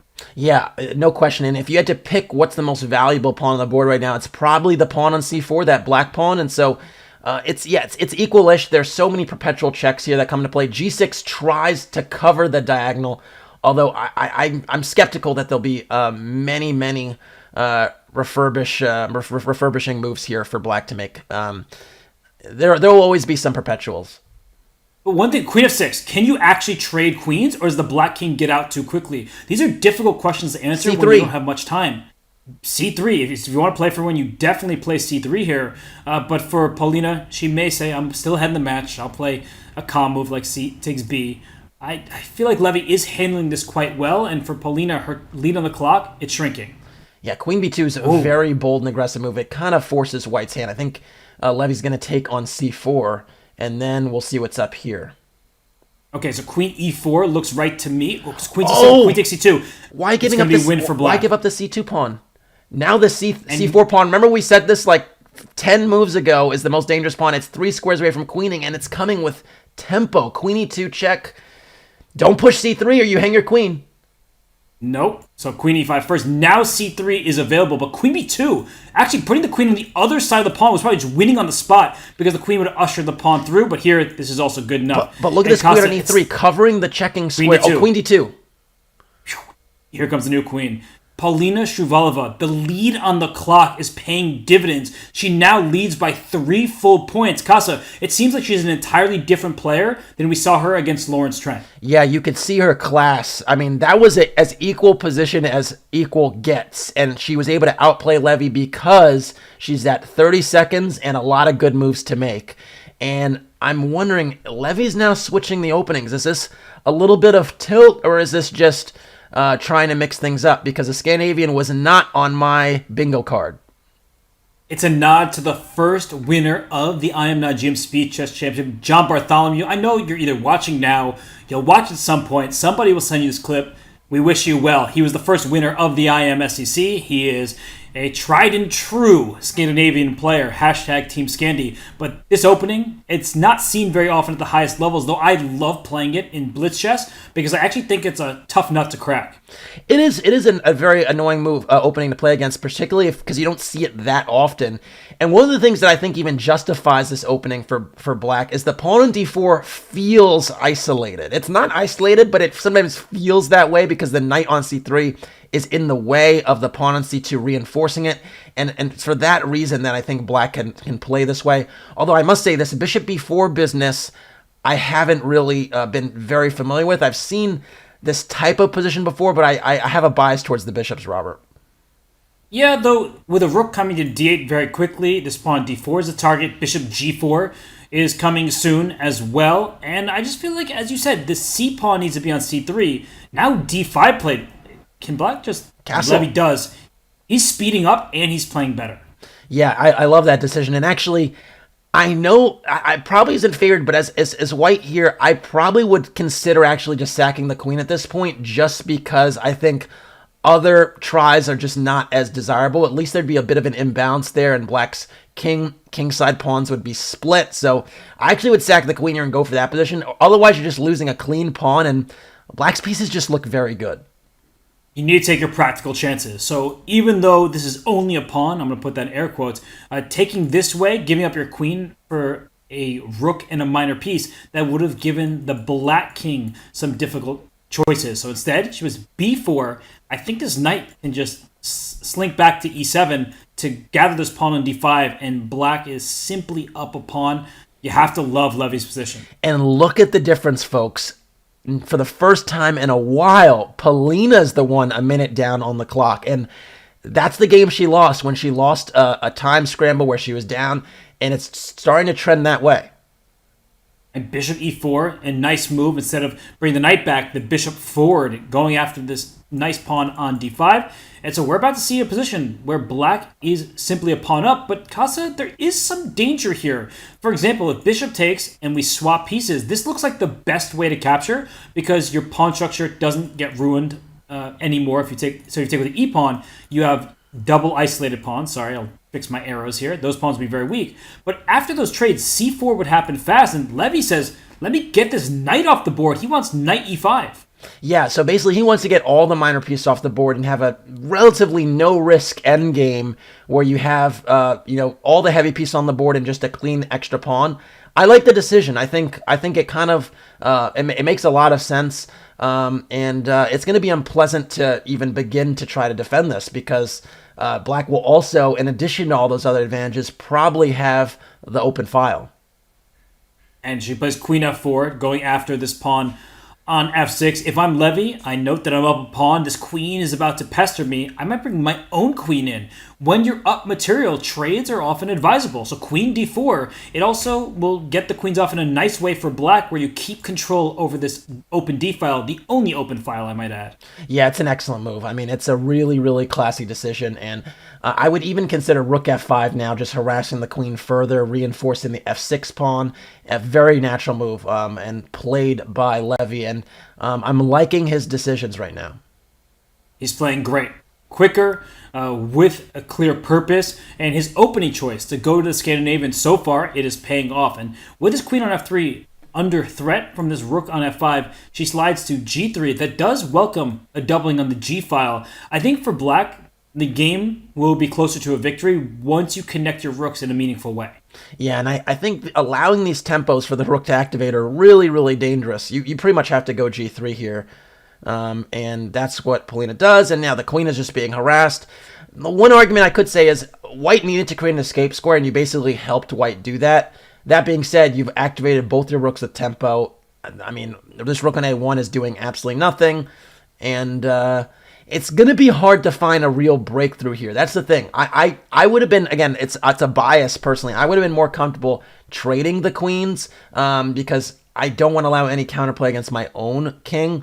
And now Polina's going to get some activity. Uh-oh. Casa, you were just saying it, and now I'm really seeing it. That if queen lines up with the rook on the d-file, that could be the start of a mating attack. And also, if you're queen g4, I might play queen to e3, because I'm spying this a7 pawn. This is not easy for black to deal with, and he's backtracking, and his pieces are not coordinated nicely. Yeah, and rook d5 runs into queen h7. The queen would actually infiltrate on that square and start attacking stuff. And you can't nudge the king over to b8 either, because they're back rank mates connected to sacking the queen on d8. And so some issues here, and this is now tough to defend. I think queen c6 just manages to keep everything together. And for Polina, she needs to keep going forward. She doesn't have b5. She plays queen d4 going after this pawn. King b8 would walk into that back rank checkmate you talked about. And b6 at a perfect moment for Levy. His king now has an escape route, but the light squares are going to be vulnerable long term for this black king. You know, I think Levy made a few great decisions here. I'm going to say crisis averted, at least the short-term crisis, because there were some real back rank issues there. Queen c6 was really clever. Although this light square check, queen e4, why do you allow that one? Now this rook will come into d7. Uh-oh, and that could definitely turn this game around. So, you know what's been interesting is that at first Levy played super quickly, and he was able to obtain an advantage. Then Polina was the one playing a bunch of quick moves, and she was able to cut in to Levy's advantage. And why is she thinking rook d7 looks automatic? Maybe she's worried about some kind of pawn push at the right moment, but the queen on e4 does cover that square. The other point is black again has back rank problems, because this queen is looking at the b7 square. So, all right, rook d3 was a passive way of essentially doing the same thing. The reason rook d7 was a little bit better is because you get a tempo on f7, but I think she's eyeing these breakthroughs on g3. The queen on c5 makes the f2 pawn pinned, and so she's worried about some rook takes g3 tactics and is overprotecting that square. She's also lining up rook d1 because queen takes f2 check, king h1. There is no check on this f3 square thanks to this rook on d3. So she's lining up a checkmate attack of her own. And I actually think that this is a really big threat right now. You sacrifice a pawn in front of your king with check, and yet it's the black king that will get mated first. Vicious. And the time. Look at the time. All of a sudden, Polina's back in business, up on the clock, and that is not where Levy wants to be. He's got to keep that momentum up, and rook e5 is a good move. Yeah, kicking his queen off of the diagonal if it goes back to f3. Well, the c4 pawn is loose, and that gives rook d5 to black in the near future. So some of these decisions won't be particularly easy. We could see a repetition if the queen and the rooks go from the f to the e files. But Polina, she might be thinking about more here as it went from a bad position to one where her king, it kind of does feel slightly safer. Wow, queen h7 is really aggressive. c4 now is really loose. I guess you defend it with rook c1. No, Polina's like, forget that. I'm going to punt on my queenside pawns and seek activity. I think this should probably favor Levy just because, his pawn should theoretically be faster, and it'll be hard with all the heavy pieces on the board to even entertain pushing the white kingside pawn. So tricky position, but again, Levy's back on top on the clock, and that's what he needed. Polina's going to have to make some tough decisions under duress, and that's, I think, all you can ask for. It's a strange imbalance, and actually it's funny that we see the feature just a well-balanced game, this one. I don't see this position as being balanced, at least by the pawn structure. If b5 falls, which it may on this turn, and it just was captured, f6 falls, white is actually up a pawn on the king side, and black is up 2 pawns on the queen side. So that's how I like to look at these positions. These are 2 extra pawns, and this pawn is an extra one for white, but neither side can push those pawns very easily, because as soon as you push pawns in front of your king, and the king's on the opposite flanks, then your king is susceptible to checks and maybe to mates. So Casa, how do you see this game continuing? Yeah, I think basically black will probably start to shove the A pawn just because it still preserves your own shelter. So I think A5, A4, something like that went up. I think conversely, white might do the same thing and make a move like H4 to just at least, sort of like, it's like, gentlemen, start your engines, just basically just getting the pawns revved up for when the queens ultimately are exchanged, and then you feel more comfortable running them down the board. And A5, step 1, and A4, please take me, as your rook needs that defender as the queen slides to C5, and also threatened a rook F5, so the rook slid back to D2. I see the question mark, but I'm looking at the clock, and that's the best thing that Polina is going for. She is up over 10 seconds. Yeah, and H4, again, it makes a lot of sense, although tactically, maybe it would have been savvier to give that queen F3 check first, because now F2 is under tremendous fire. And where does that queen even go? There aren't so many squares. She goes G6. I like that because she's keeping her eyes on the light squares. And E6 is hanging. So if you don't protect that pawn, white is going to steal it. Yeah, but look at the pressure on F2 here. Very, very dangerous. So black's rooks are attacking. White's rooks are defending. And queen E4 check. Very nice move. Although rook takes G3 was a threat a move ago. Do you trade swap here? Queens? Yeah. And then go like this with your rooks. Yeah, it makes a lot of sense. You can generate pressure on that C7 pawn with tempo. And if that pawn comes off the board, you start to feel very good if you're white. So yeah, queen takes C6 is probably the logical choice here. And she made her choice with 5 seconds remaining on her clock. Reminder, everyone, they get a second added per move. Levy down to 5 seconds. Oh my God, doesn't move! see an idea. Folks, this is going to be a scramble. They got to move. Okay. Oh my it feels God. like white is coordinated very nicely. Rook c1 comes to mind, but then queen f3 for black at some point. He steals the a pawn. There's nothing hanging in black's position. Everything is covered. Oh, nice queen trade now from Levy. He didn't take f2. He says my pawns are too fast. Way too fast, and white can't even sniff a pass pawn yet. And rook a5 seals the deal. That is a runner, and that's a touchdown basically. That pawn is about to get to a1. That is the way Levy does it. And again, the contours of the game there were very clear. If you are asking Polina difficult questions under duress, you gotta like Levy's chances. He is, I think, the favorite in those time scrambles. If Polina has a lot of time on her clock and she's got to figure out how to navigate the position, she's going to do it. And so, yeah, that's the adjustment that he's got to make, and I think he's starting to realize it. Well, where are we at on the Caro-Kann counter? Because I think this was 4. All right, we're at number 4, and this h-pawn is on h4. It's going all the way up the board. This has become thematic. It's a very topical line, and even though you're pushing pawns in front of your king, you have 4 pawns to 3 on this flank over here. So black uses the extra pawn on that side of the board to her advantage, because of the extra pawn in the center that also tells part of the story.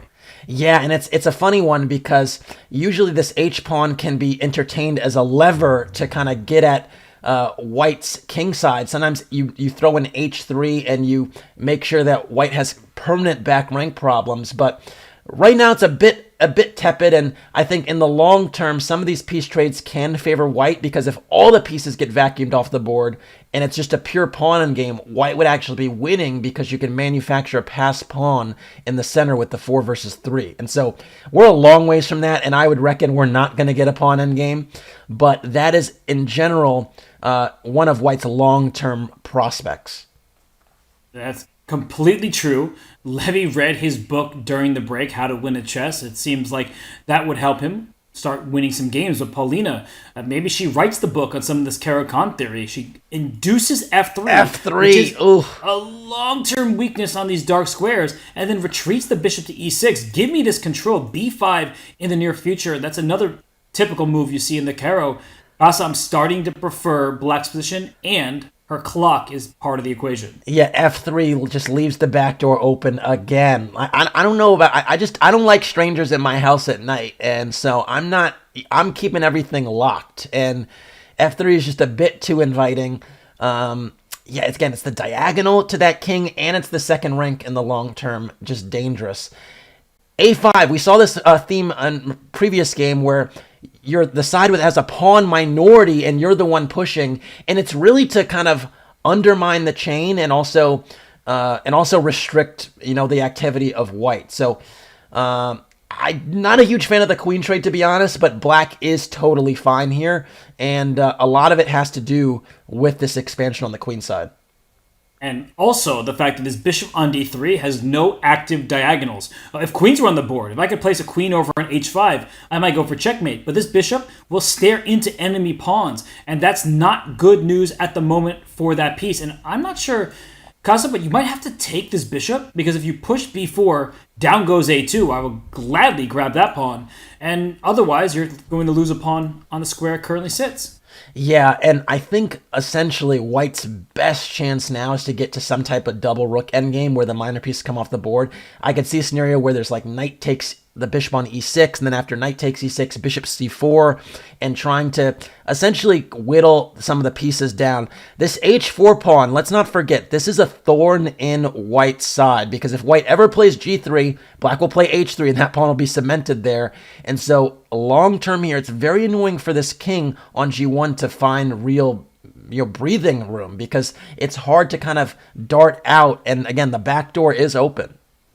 So far, I would say a perfectly executed position in the Caro-Kann from the black side. Polina's done everything right. If this rook takes on e6, you undouble your pawns, you capture it towards the center, and then your king can run out to f7. So black has the space. The side that controls the pawn breaks is usually the side with the advantage, and she rushed king f8. I was thinking b5 first to boot this bishop back and then give your knight the d5 square, but she doesn't want to do anything committal, so I can hardly blame her for starting with king to f8.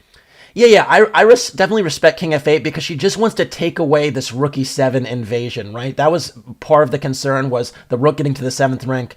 And yeah, because that didn't happen, now, she could still kind of chisel away at the queenside pawns. There's maybe knight b5 or knight d5 is a possibility. That c3 pawn is very soft. And again, this h4 pawn is very annoying. And so, white might actually need to find some way to get rid of it, and it's not convenient. It might take a few moves like g3, g4, and then king g3, something like that. So she goes knight d5, welcoming an exchange of minor pieces after c takes d5. Guys, how do you defend both of these pawns? I know white is essentially up a pawn on the queen side, but after rook a3, you have to use your rook in a passive way. And for black, it might be time to start bringing this king up, and you could push all of your pawns. So a king and pawn in a game, that would likely be even winning for white because of these double pawns. But with the rooks on the board, I'm taking black. Yeah, I'm worried for Levy, because even though the computer says this is equal. This is the type of thing where it's one-way traffic, in my estimation. As this king starts to move towards the center, king e7, king d6, it's going to be really hard to keep everything together, although Levy is doing the right thing. He's basically going to try and play king c1 and then king b2 and free up the rook to get active on the e-file. But this is so much easier to play for black because white has several backward pawns, right? The a2 pawn is backward and the c3 pawn is backward. And so the majority on the queen side is really a faux majority. It's a fake majority. It can't be mobilized. Well, that's what happens when 2 pawns take care of 3, and g3 played. So there's some good news to that. This would just offer a trade of pawns, and if we see a trade there, the king would run out. But look at her executing your plan, Casa. This is for the end of the game. If we keep the rooks on the board, h2 will be a permanent long-term weakness. But if those rooks come off, then h3 is the pawn that will regret staying on that square.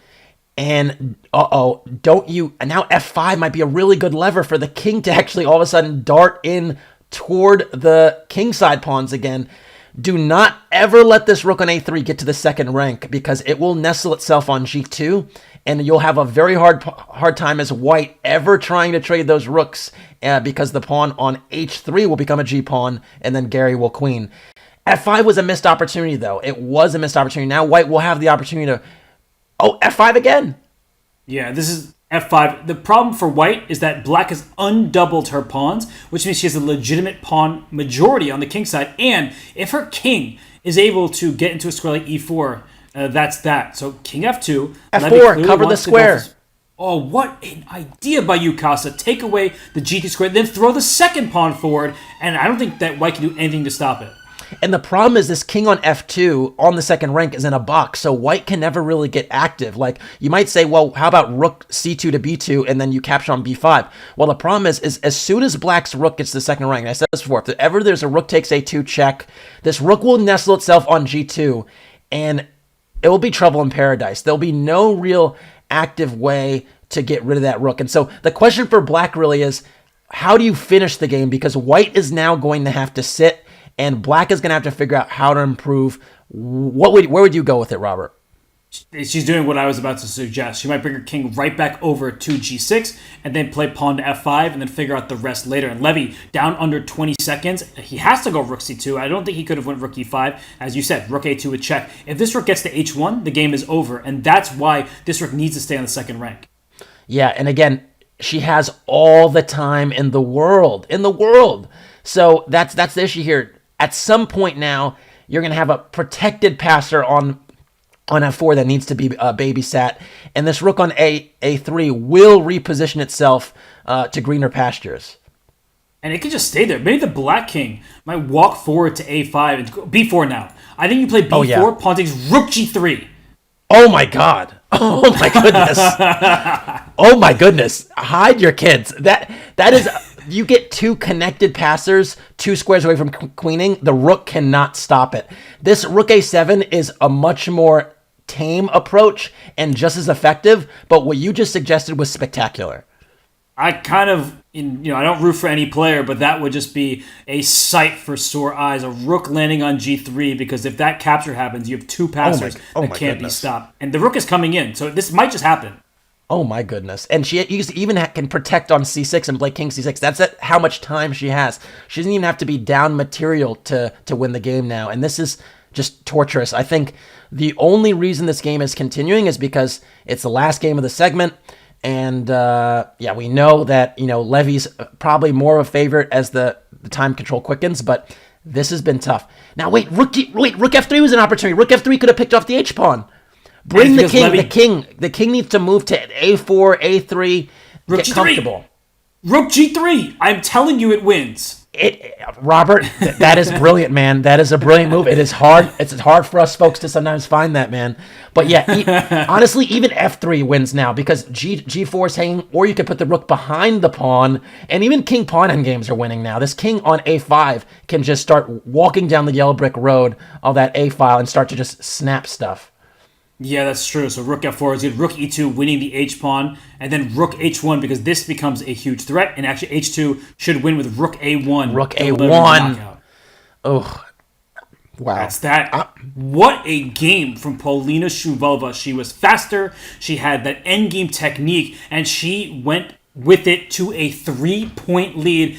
She takes a drink from her cup. She has earned every bit of her advantage right now. And for Levy, the best news is that the 5+1 portion, it's in the books. Yeah, it's crazy because you don't even have to know much about chess. And I'm telling you, you could just look at the clocks and it could tell you who's in the driver's seat. Every game that Polina has won, she's been up on the clock at the end of it. Every game that Levy has won, it's been the opposite. So the clock times have really told us who's better and why. Well, we are getting into a shorter time control. So, Casa, before we head to break, any advice for Levy on what he should do entering the 3-minute portion? Play a little faster, play more confident, and start to ask those questions. Because when you ask Polina the questions, sometimes she won't have the answers. It's true, can't answer them all. But if you are looking to play chess, we do have an answer for you. There is a special tournament happening later today. Please do get involved and join us for the first ever Spirit Day Chess Tournament in partnership with GLAD. In support of queer youth within the chess community, Chess.com is hosting a 2-hour Blitz Arena with prizes for top finishers this evening at 8 p.m. Eastern Time. To learn more about our partnership with GLAD and how to join the Spirit Day Tournament, use the command SPIRIT in chat now. We're heading to break, and when we return, the time controls get shorter in the championship match between Levy Rozman and Polina Shuvalova. We'll be right back.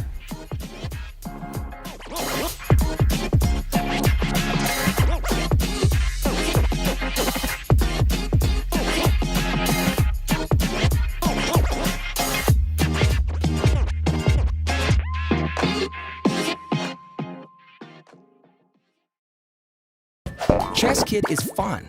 Chess is great for the brain, but it's also fun to play. And Chess Kid makes it easy to have fun.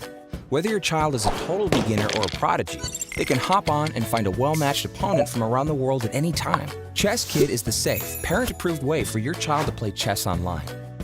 Chess Kid is educational. To kids, it feels just like playing, but chess is a great way to learn patience, strategy, and critical thinking.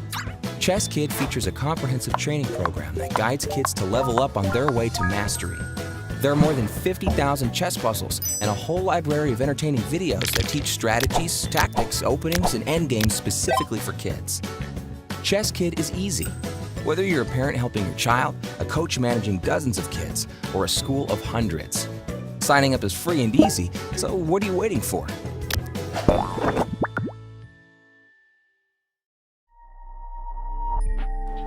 Alright, that's my move.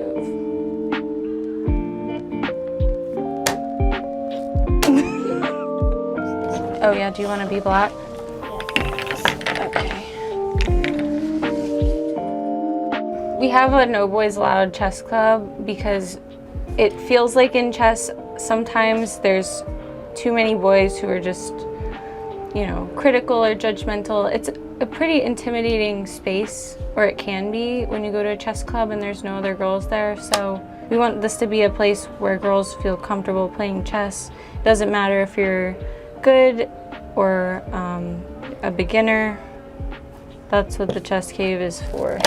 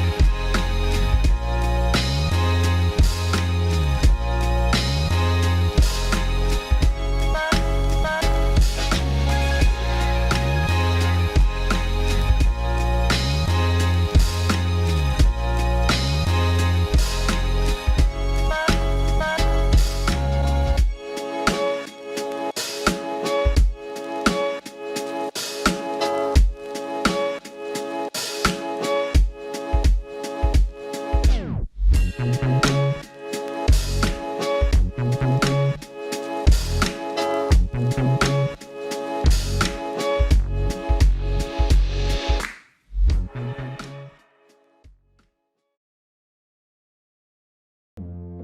seen the Speed Chess Championship.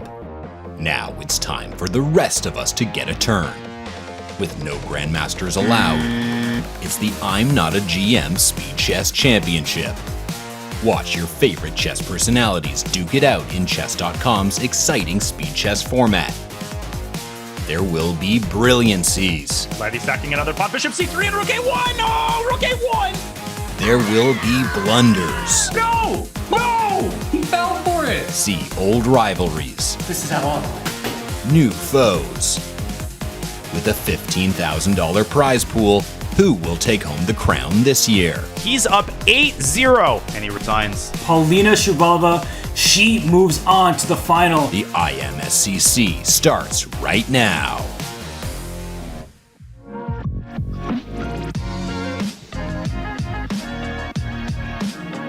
And we return here in the I'm Not GM Speed Chess Championship. Polina Shuvalova leads Levy Rosen by 3 points. But Levy, he's been here before. In fact, in the semifinals against Greg Shahade, he also trailed by up to 3 points. So, with his work cut out for him, we know that he's capable, and Casa, most importantly, he knows that he's capable. Yeah, and he was trailing 3 points going into the bullet segment, and he still has a 3+1 segment to play through right now. So I think, everything's in front of him, and really there's so much match left. He's won every game where he's put pressure on Polina on the clock, and I think that's really going to be the key. What could be dangerous for Levy is Polina herself said that she's not so familiar with the 5-minute time control. Now that she's in her element, the Title Tuesday time control, they can just go at it, and we have Karakhan number 5. Here we go. It's we're getting close to that over/under, Robert. I'm actually starting to feel good about these lines I've set. But we had this version of the position before, this line where you play c5 in the advance really early.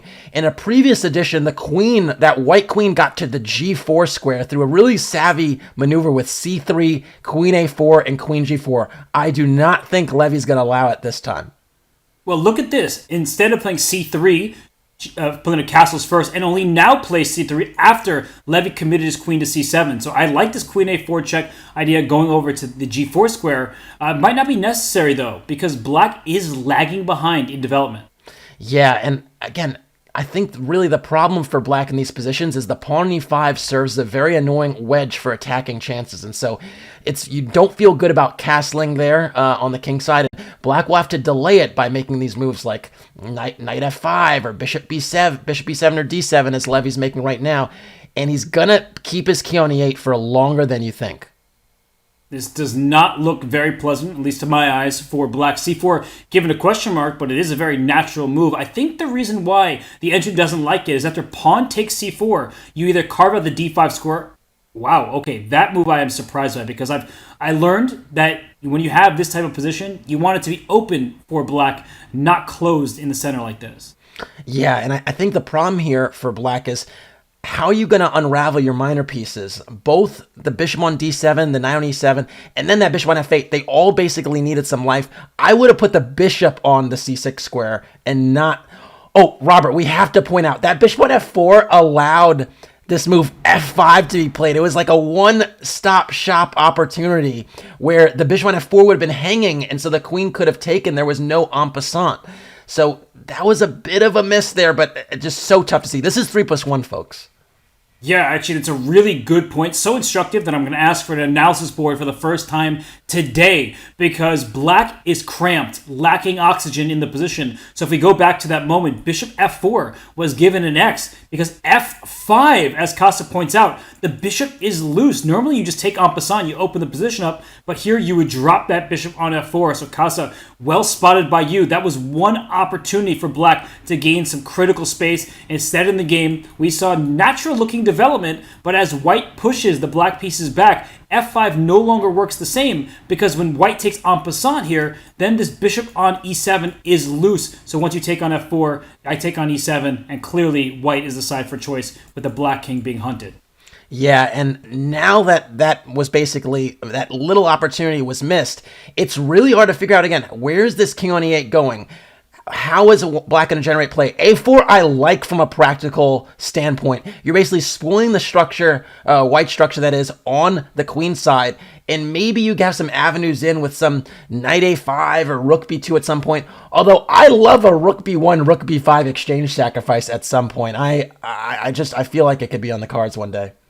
I'm partial to that as well. The queen comes up to d3 saying, Levy, do you want a castle in this game? I don't think right now, because his bishop and queen were lined up for checkmate. And Casa, rook Here we b1, go. Here we go. Step 1. Here comes rook b5. The other thing about that idea, by the way, is that bishop on c6 is probably black's strongest minor piece right now. Oh my god, please, play rook b5. Polina, play rook b5. All right, she's preparing it. Okay, that's allowed. We can prepare it. The knight can come to e4, but rook b5 is begging to be played. You get a protected passer, you fix your pawn structure, and boom, it's on the board.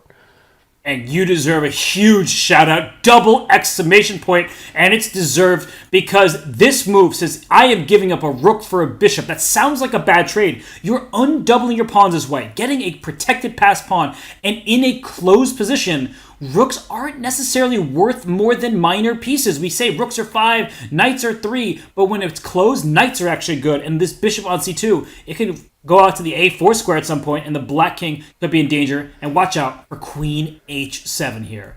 Yeah, again, these are protected passers, these A and B pawns.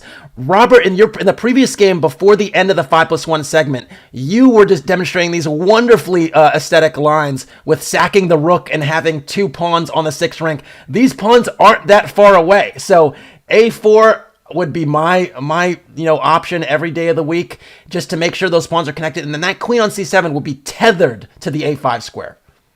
And look at Polina go retreating bishop d2 because her queen now stares up into the position. The black queen slides back and she goes after a different pawn. Look at black's loose position here, and here comes the a pawn that you call for. And by the way, Casa, look at the clock.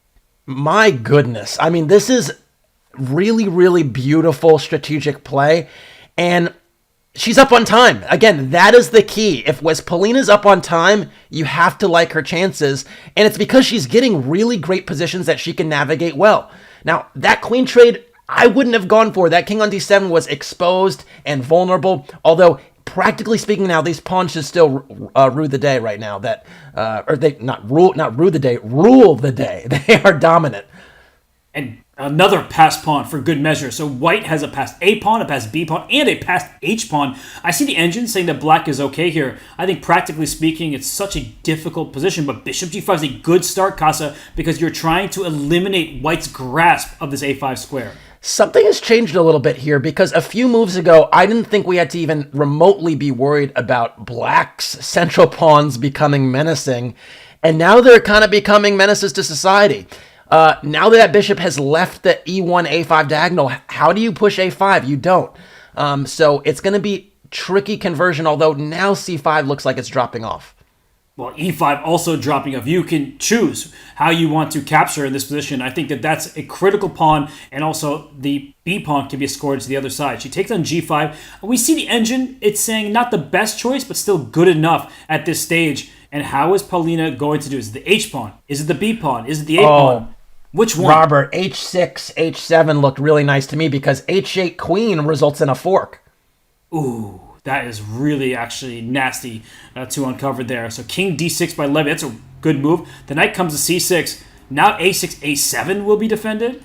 Yeah, and bishop d3, just defend that c4 pawn, keep everything under control. Again, that a6 now, we're at that point now, 2 connected passers on the 6th rank. We talked about it already, the 6th of the 3rd. It's just a problem, folks. It's a huge problem. And h7 is available if this knight retreats. The f5 pawn drops. So Levy loses on time, but he also lost on the board. Rook b5. A shot heard around the world because she sacrificed the rook! And Levy, he might have to talk about that one, but right now he needs to let his moves do the talking. Casa, he's down by 4 points. And is that Caro-Kann number 6? I mean, I'm telling you, this could have been called the Caro-Kann Invitational because that is the vibes we're on right now. We got a totally new setup. F3 is an aggressive line. The fantasy variation is what it's called. I do not know why it's called that way, but it is kind of fantastical.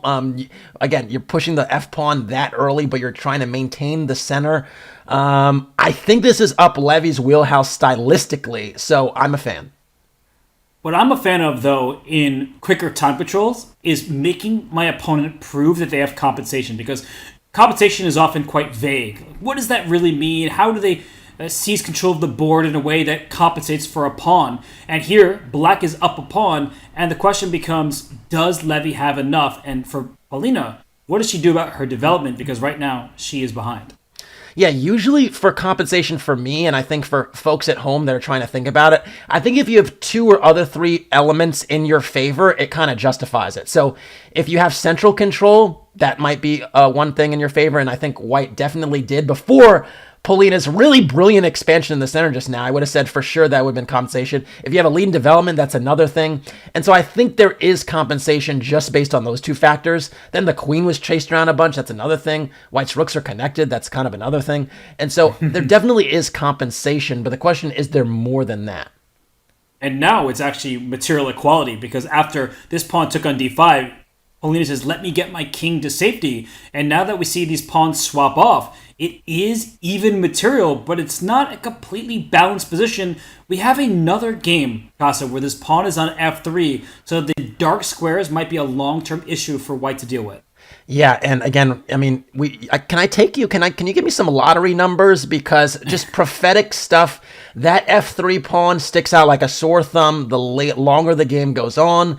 And, you know, Polina's managed to navigate the mess that Levy basically initiated from the jump very, very nicely. A thing you see strong players do a lot is punt on the material to catch up in another arena, and it was the development. She punted on the pawn to catch up on development, and now all of a sudden her rooks are connected. She has a pawn that's in the center. Everything is kind of making sense. It is indeed, and what's problematic for white is, like in the Scandinavian, when you have these pawns disconnected like this because the knight's on c3, black may stick a knight on c4 at the right moment. So first, she trades on d3. Now, she can play very simple chess here. Put a rook on e8, put a rook on d8. I would definitely take black's position, and this pawn on f3, it is not on a good square. Yeah, and now, yeah, there's a lot of opportunities to expand. Rook d8 makes a lot of sense. I would have gone knight b6 and kind of caught the rook, left the rook hanging on b7 for a little while, but don't play knight b6 now. Queen takes 7. Queen takes f7 would be checkmate in 2. So queen c4 is a really smart move, and that's why you're seeing the exclam there. It freezes that knight on d7. Fantastic move from Levy, because this position was heading in Polina's direction. Knight d5 is a nice response, cutting off the diagonal, threatening this bishop on e3, and if knight takes and the pawn takes back, that would be good. But this apparently was a blunder. So Casa, bishop d2, a normal-looking move. It's a retreating move. Apparently, Polina could take advantage. Yeah, not sure the refutation of this one yet. I'm guessing maybe there's a capture on d4 and then the rook on e8 opens up, but I'm not seeing the final death knell here. I like e takes d4 because white has to play knight e4, and the queen does have an escape square via a3. So that's one opportunity. Another is maybe your move, knight to b6, to trap that rook in there. You can choose either knight, and d4 will drop in most of these positions. So this is starting to be very pleasant for Polina. And Robert, if that queen drops back to like d3 or something, does queen a6 trap the rook? Question mark. Oh, so you just go back here and the rook is stuck. Yeah. Ooh, that could be an issue. So queen d3 does keep an eye on the a6 square. Queen a6. The rook is caught. Oh, and she finds it. And Levy, he's going to lose the rook. And, you know, sometimes we joke, we like to imitate people that we respect, but, you know, I'm not going to shout about the rook this time. That rook is just gone. Yeah, and again, all of white's pieces are kind of just loose. Like the bishop on d2 is also unprotected. The knights on c3 and e2 are a little bit clumsy. So even if the rook could somehow navigate to a safe square, like if you could pick up the rook on b7 like you've done in previous instances and just put it on c1, for instance, it would still be a problematic position because white's pieces in the center are not coordinated well. And so there was a capture on d5, but after pawn takes, as you mentioned, the rook is hanging, and if you save the rook, down goes the knight on e2. Exactly your point. And after rook takes b6, I think she should take this knight, because the bishop and the rook are both hanging. That is super savvy, and she has the time to think and figure this out. She's up on time again.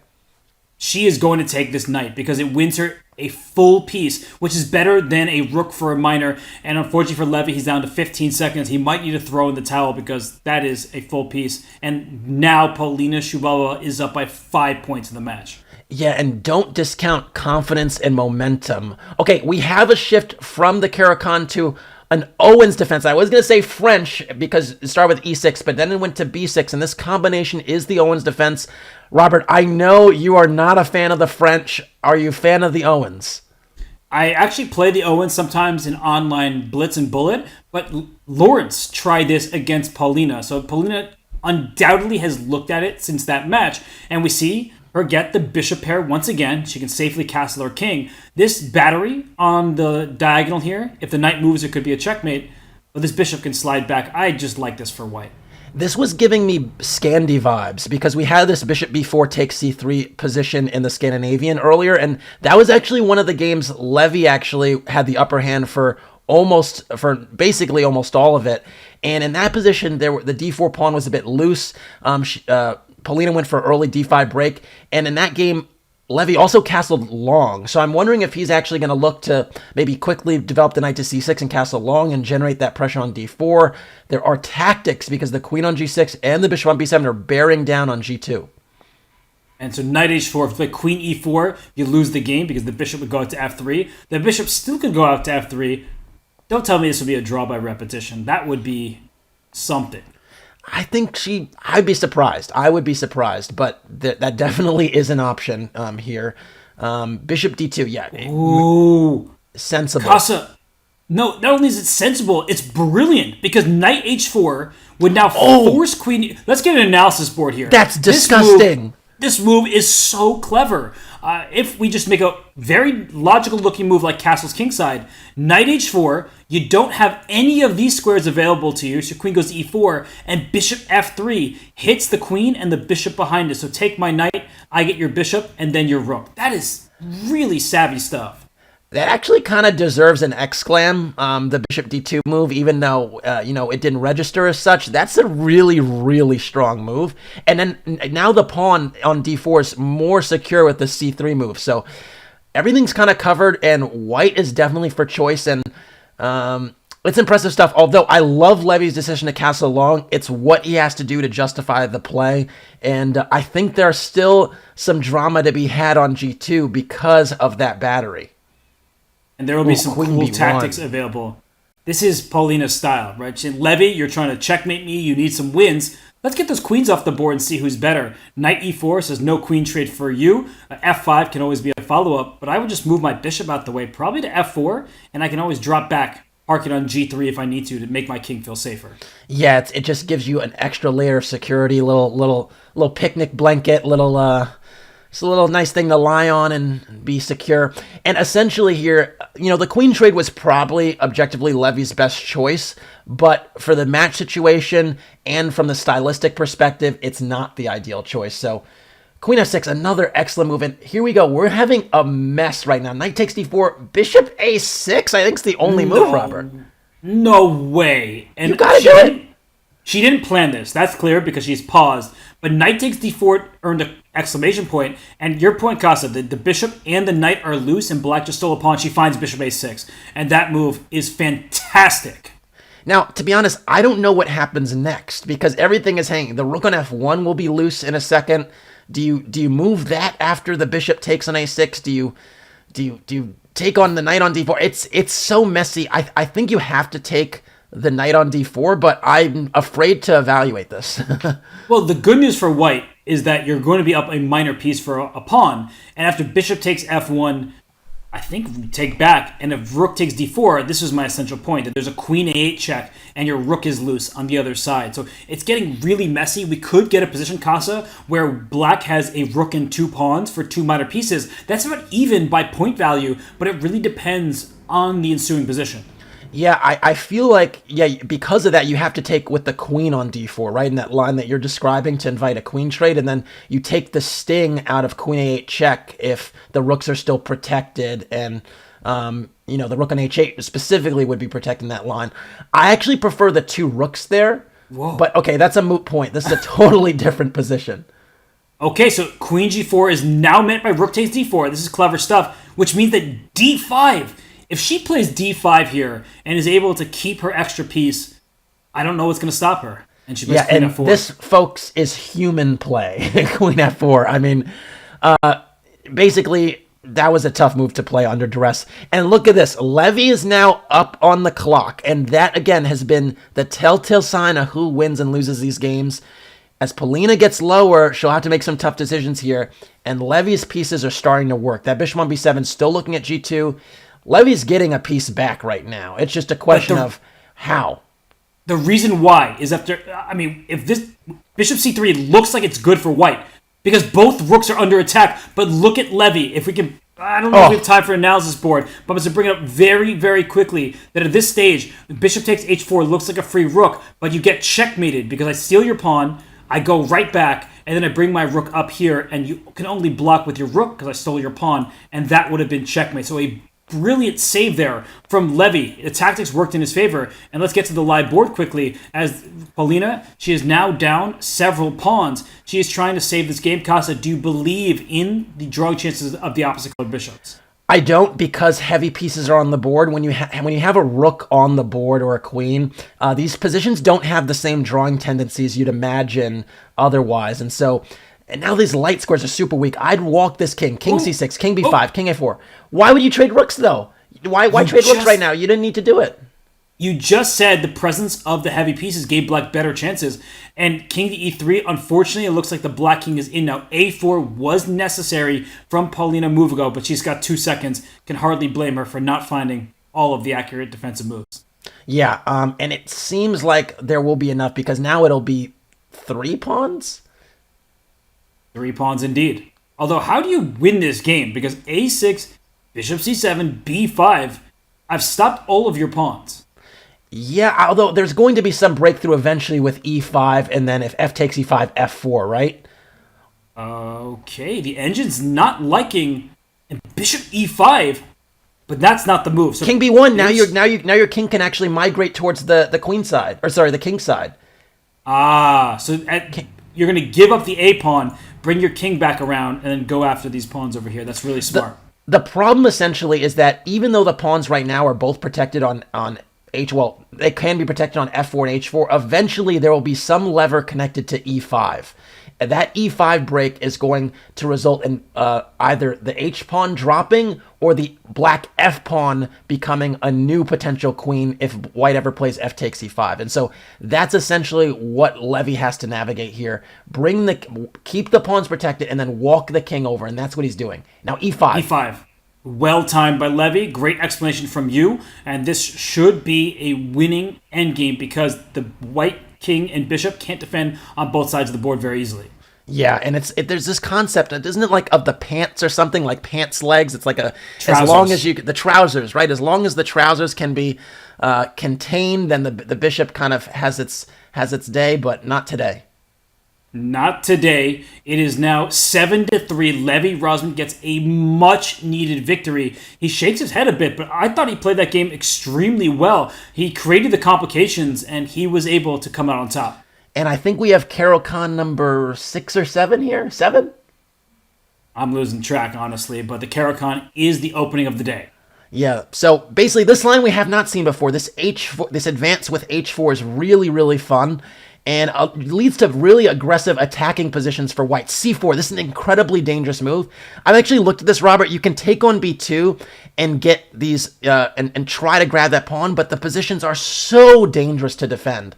And so I think this is exactly to Levy's liking. And essentially you play knight gf3, you castle, and you just try to break through in the center and jump on black before he's developed.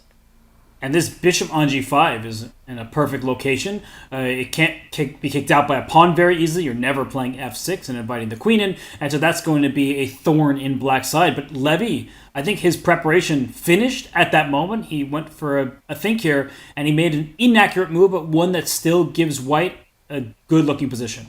You know what's funny? Knight e2 actually is the move in some positions where black takes on b2, and so I think maybe Levy was just imagining it being the same position, but you could actually have developed it to the more active square on f3 because the pawn on b2 wasn't captured, and then that defends the e5 pawn. So this is a better version for Polina than you typically get here. And again, if black can get the queens off the board, then you start to feel the e5 pawn is overextended, that there might be some targets in the position. But with those queens on the board, it's just, black is literally holding on to for dear life. And Levy's fortunate that d3 doesn't win on the spot because queen a4 check would turn the tables. This king is mated thanks to this bishop on g5. So you have to take this pawn on d5 with the knight. It's so tempting to go for d3, trying to get this fork in, but you actually lose the game if you make that push. Yeah, and knight takes e5. Now the knight on d5 is really nicely cemented. You're going to block this check with queen c6. And again, if those queens come off the board, the worst is over. Doesn't this remind you of the first game of the match? Where the split Levy, pawns? With the white pieces, created those split pawns, and he was able to play a really nice game before Polina was able to turn it around in Levy's time trouble. Yeah, it actually does. King d7 is getting a question mark, but a lot of times you learn you don't actually need to castle if the queens are off the board because the king will ultimately start to move along to the center anyway. The reason it's maybe not ideal here is because that king actually can be harassed, and we see it. Knight b3 is an excellent move. Knight e4 is in the agenda, and with the knight on e4 also in the center there, the c5 square will be very, very sensitive. And this rook lift, rook h3 is also an incredibly clever move because you can slide along the third rank and make some stuff happen. Yeah, this rook could even slide over to a3 after this knight goes into c5 as it has. I would be capturing this knight. I don't want to allow both knights to plant themselves into the heart of my position. So I would capture this knight, but clearly white is better. It's about proving it at this stage. I guess you could say Polina likes nightmares. Oh, did you just take one from Danya's book? Yeah, I'm not gonna do that again this match. Moving on. Yeah, this rook on h3 needs to slide into action. I don't know if it's d3 or f3 or b3, but all of white's pieces seem to be working, except that rook and maybe even that bishop on g5. If the bishop on b6 ever captured on c5, you will see a bishop d2 to a5 check sighting, and I think that would be a wrap. So that's why Polina's actually not taking anymore. She's playing very good defense at this stage. It's clearly better for white, but the advantage has remained the same. Not much to it at this stage. A4 is one of these moves that you want to play, but you're worried that you're going to lose that pawn in short order. So rook to b8. Because I have to say, Polina, she's playing really stubborn defense. Yeah, and that knight on d5 is the real MVP of the defense here because it's entrenched in the center. It can't be shifted, and that's essentially what's holding the position together. Although still, you have to like Levy's chances here, and he just got to play a little bit faster, put the pressure on the clock, and I think good things will happen. Although now Polina has maximized as much as she could on the queen side and decides it's time to go for some exchanges. Remember how we talked about the e5 pawn being overextended can be vulnerable? Here it's starting to look that way a bit, and this knight is attacked once. If you could attack it again, it's kind of... Oh, it has the e4 square. I was going to say it was trapped, but no, it is not trapped. And bishop d2 did take away this rook coming to a5. Yeah, it's a weird position, actually, because both sides have their weaknesses. Like, the e5 pawn could be a bit of a target. So could the a4 pawn. But the minor pieces can't really be shifted from both sides, right? The knights on d5 and f5 are really entrenched. And the knight on c5 was actually not a bad piece either. So I actually don't know like who I'd rather have in a practical game. I think I prefer black's position just because of all of white's pawns being on dark squares and the bishop is a defensive piece. And king d2 play, the engine does not approve. I think it's just because piece trades favor black, right? Maybe rook b3 I thought was more to the point. Is f7 just hanging? F7 is hanging, but she's going after e5? No, she's going rook d5 check. She's going to get on the offensive, right? Oh, no. Okay. I don't know what's going on here. That's clear. Knight takes e5 is not a threat, right? Because bishop f4 would pin. So really well spotted rook c4, noticing that I don't even have to defend e5. And at some moment, knight h8 to go after the g6 pawn could be annoying here. So king e2, knight takes e5, as you said, not an option with bishop f4 available. But now knight d4 check. Where's this king going? Yeah, I'm a little bit worried. This knight getting to b3 is pretty annoying because it kind of looks at the bishop on c1. There's maybe some rook b1 ideas. These knights are jumping, and this is a little bit dangerous now because, again, Polina's up on the clock in the ensuing time trouble, but maybe I'm speaking too soon. 19, 18, 17. And she goes after the rook. The rook slides back. She can go knight d4 again, but she wants more. She might be playing for win despite being down a pawn because the white king is in what looks like a mating net, but black's pawns might fall off. And I think what she's noticing now is rook d4, knight d4 allows rook d2 just trading, and all these endgames are going to be winning for white. Yes, and knight to c4 played. This pawn at e6 is dropping because the knight is kicked out of d4. Levy's about to take a second game in a row. Yeah, and he's up on the clock, which is a great sign. He's basically going Pac-Man with these pawns. This knight just taking all the pawns. And just the a pawn to navigate. That is knight c4 is a really tricky move. Bring the king in. Now the e5 pawn hangs. It's a different game. It's a different game. Now the pawns are being targeted. All of them, because knight e3 check to f5 will go after these pawns over here, and she goes in that direction. Apparently that was a mistake. I was looking that way too. But I thought that the pawns would get frozen, and maybe that's not enough. Then now h5 is covering all of the pawns. And now e2, all the pawns are covered. It was able to work back, and that is going to be good enough for Levy. He's keeping pace on the clock, and it's Polina who's down to her final second. Yeah, now knight g1 just covering all the pawns, and that's smooth sailing. You can't actually improve without pushing the pawn, without allowing the white pawns to push, and that's what's happening. h6, h7, queen. And look at Levy with the fist pump there. You can see how much it means to him. He was down by 5. He's trimmed it to 3. He is right back in this match. Yeah, the comeback trail has begun. And let's not forget, Levy is, I would dare say, a favorite in the bullet portion. So he was trailing by 3 points in his match against Greg Shahade, and ultimately managed to equalize extremely quickly. I think, honestly, if it's in that 2 to 3 game margin, he'll still have excellent chances in the bullet. I'm with you there, Levy. He is down by just 3 points. He can breathe a sigh of relief because he's in striking distance. And in this current position, Levy played g6 on move 1. He fianchettoed his bishop early. I would say that he has a good fight. This is one of those positions where you just take what's in front of you. It's not theoretical, and it's going to be the side who plays better who will be able to obtain the upper hand. Yeah, and I think also it takes real humility to switch gears when something isn't working in the middle of a match. That Caro-Kann, that advanced business with c5, it just wasn't working. And so now he's just moving around just a little bit, keeping Polina guessing. And, it's hard to react when someone's posing these concrete challenges. And I love this queen h4 move because it looks at the e4 pawn, looks at h3 in some positions. And Polina's trying to stabilize. She's trying to trade pieces and essentially just keep things under control because she feels she's losing it.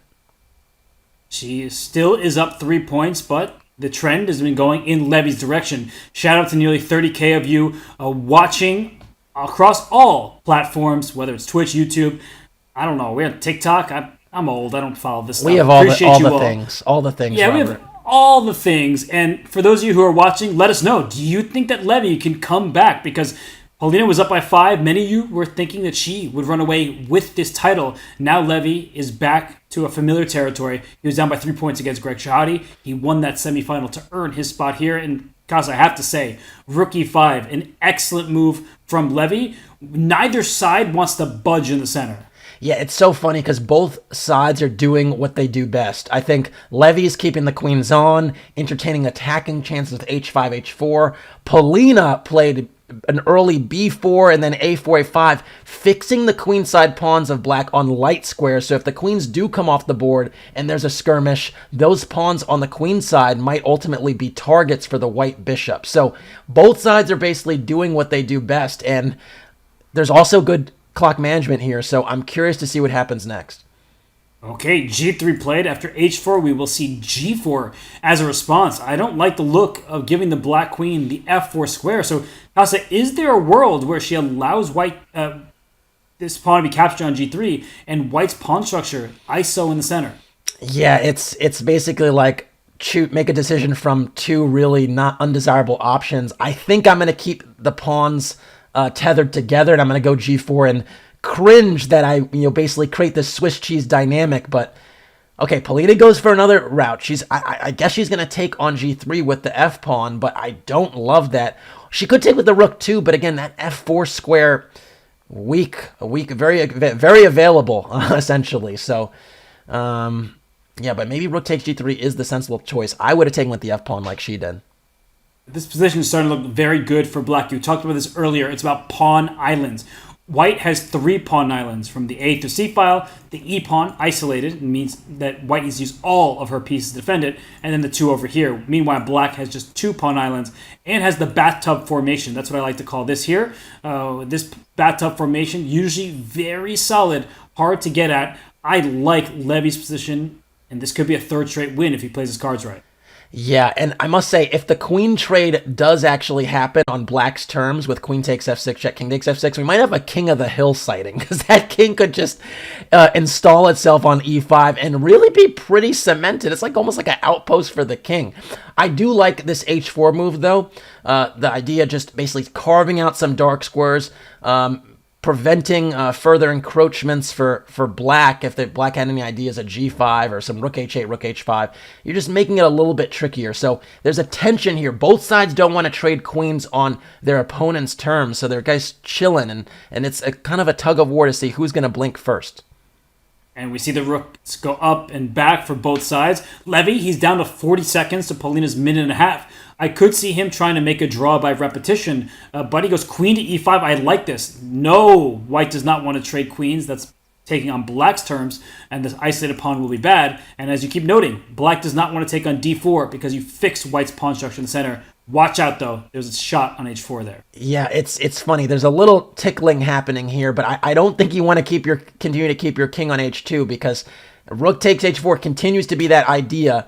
And are we going to get our first repetition of the match? I feel like this is one of our first draws of the match. I don't remember any other ones, but a draw does feel like a fair result at this stage. And if I'm Polina, oh, she plays on. I don't like that choice. She is playing with fire right now. She's making the decision based on the clock times, though, and I got to respect it. If she's up on the clock, she feels like she has some chance. And no, we're going to get the repetition. I think that was an important game for Polina, though. She had lost 2 in a row. The momentum was kind of swinging away from her. She stemmed the tide. And now Levy going deep into the bag, and now going for knight c3, f4. We're getting a Vienna. Levy taught a lot of players for PogChamps, taught them the Vienna. It's a very dangerous opening for both sides. The reason why is white is missing this very critical f-pawn. It opens this diagonal from h4 to e1, also opens the other diagonal for where white usually castles. But we see that white has the lead in development. Queen is out, bishop can join the party, king can castle long, and it's the black king that can come under fire. And I think it portends perfectly to Levy's style, and that's why Polina's like, we're going to trade queens and get you to my territory. So it's so funny, the tug of war that's happening now. You see, Levy likes these attacking positions, Polina likes the technical positions, and she's going to get the position she wants this game. But this looks like it's backfired for Levy then, because the queen trade can happen. This bishop right now can go out to f5 if you want. I don't think I would take on c2. That's playing in Levy style, as you mentioned. But Polina, she plays it safely. She now can take this pawn on e5 as the knight is no longer pinned. Yeah, and I think it's a smart choice not to take on c2. Not all pawns are created equal, and development, king safety, those things matter a bit more. And so I think she's making the right choice to steer it towards those technical waters. again, we have this queen tension. Neither side really wants to take, and you see if black takes an f3, basically helping to develop white's knight. So that's basically why you're seeing this this little standoff situation here. And yeah, the question is, what do you do about your d5 pawn, because it is hanging now that white castled? It's hanging through the queens. a6 played. If bishop takes, the d5 pawn is defended, but that could leave black with a poor light square bishop. I would go for that. I would trade queens. I would take this knight and then just develop my knight out to e2 and say some of these dark squares are looking pretty juicy. That knight is awfully hoppy. Yeah, the knight definitely can nestle itself on f4 or d4. But I think Polina will be able to handle this pretty reasonably. I mean, I think you develop your bishop, you play rook d8. It looks a little bit like a Berlin to me, to be honest. We see this in the Ruy Lopez sometimes, where black has the two bishops and a weird king position, but the queens are off, so it's not a huge deal. And yeah, I think you just keep the bishops here. You just go bishop d7. I thought the knight would get more access, and now that it hasn't been able to land on a good square in enemy territory, I'm starting to like Polina's position because the bishop pair is stronger, this e5 pawn is loose, and in some of these endgames, Casa, you brought this up several times today, look at these double pawns over here. That is bad news if, say, all the pieces, the ones I'm putting in red, the minor pieces and the rooks, so those are off the board, black could just be winning in the ensuing position. Yeah, no question about it. Although, rook f1, do you think the idea there is to go rook f4 and take that e4 pawn? Because it's a move that makes sense, but there's a little bit of greed in that and a little bit of a compromising of coordination. I'm not sure if that's the way to go. And also, black can still castle long. Let's not forget, this bishop coming to d7 actually does facilitate that possibility, and I'm not so sure it'd be ideal for white to start to hunt for that e4 pawn. Well, she starts bishop h3, asking that rook, where are you going? Rook f2 looks natural to me, but then rook d8. You can't castle queenside. That's one annoying thing, just because the f7 pawn will hang. Although if you play rook e1, then I might reconsider and castle. But rook f2 protects the rook, keeps knight on f7, and rook d8 would be my follow-up. It looks like the Berlin, and much like these Berlin endgames, if you're not getting the activity you need, I would say black is the side for choice. Yeah, and it's basically like a Berlin with the better pawn structure for the black side, right? So yeah. That's kind of the difference here. But Levy keeping pieces on the board. Rook e1, not trying to trade any rooks right now. Every piece trade will favor black, and that's kind of the dynamic. I think we could say in almost every game between Levy and Polina. Piece trades favor Polina, initiative favors Levy. And h5, speaking of initiative, Polina wants to throw that pawn forward, but knight f5 happens at an inopportune moment for Polina. Her bishop is hanging. This pawn on g7 is loose. Is she going to play bishop f8? But oh my goodness. She's thinking it's a Berlin. All the pieces here, with the exception of that bishop on h3, are oriented like a Berlin. Even this h5 move, there's so many positions in the Berlin where the rook activates along the h-file. The problem is this e4 pawn is just dropping off. And rook takes e4 is played, and I think that Polina has little choice but to boot this knight out of g6. But that gives white the f6 square in the near future to take advantage of. I do not like this from Polina. She's down to 20 seconds. She needs to find a move now. Yeah, I'm getting major Swiss cheese vibes here. I mean, the f6 square, the h6 square, the g7 square, there's all very, very soft and hard for hard for black to finish the development too. And rook to d7, quickly played. She has the light squares under her control. This bishop can slide back to e6, and let's not forget that white's extra pawn, its presence not entirely felt at the moment, is this doubled pawn on c3. So white does need to be accurate, otherwise the advantage is out the window. I would go b4 to just make it difficult for black to finish their development. And the point is, I'm cool with bishop e7 and trading the dark square bishops, but not anything else. You called it. Played, and then Polina quickly scoots her bishop back to e6. The king goes out to b2 and c5 played. She wants to open up this bishop. a3 seems very sensible. Yeah, and now d6 is a major weakness for later in the game. Don't be surprised if a knight gets there one day. c5 was a bit of a risky choice. Well, Polina, with little time on her clock, she goes for activity. The knight goes up to g2, so likely up to f4. And, well, the advantage is going up and up in Levy's favor. This king might be checkmated on e8. Yeah, it's just exposed. It's a dangerous spot. Bishop h6 very sneakily attacking d2. Again, look at the time. Look at the time. And she tries to use the presence of the bishops of opposite color to give herself drawing chances. What she needs is her king on c8. If her king were on c8, I would say she's got good chances to hold.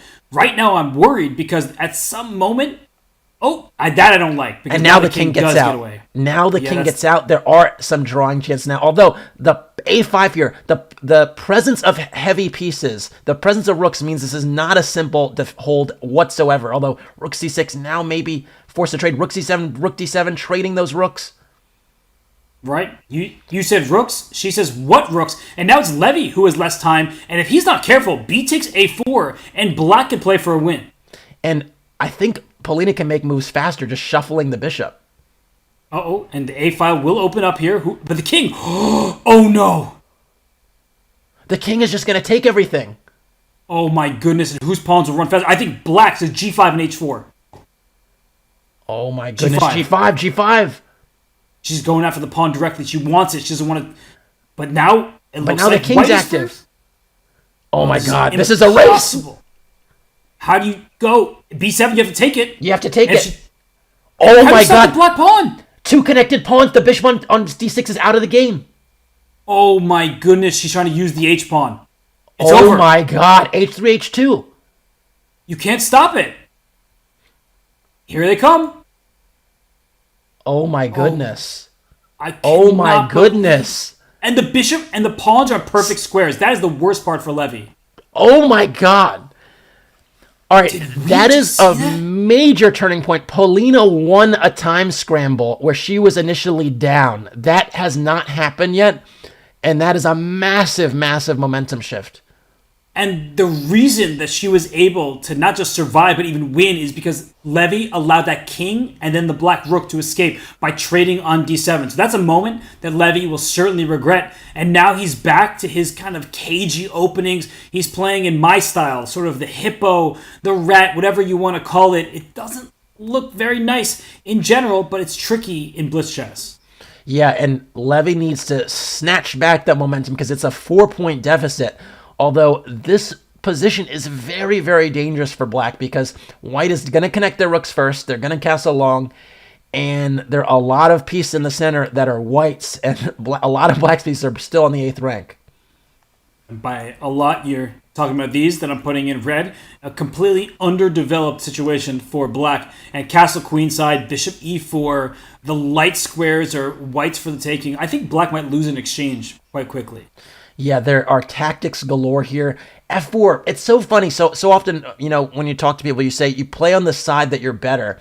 And this white was better in the center, but just castling would have been much better move in that position than playing F4. Although you still have to like white's chances given all the open lines.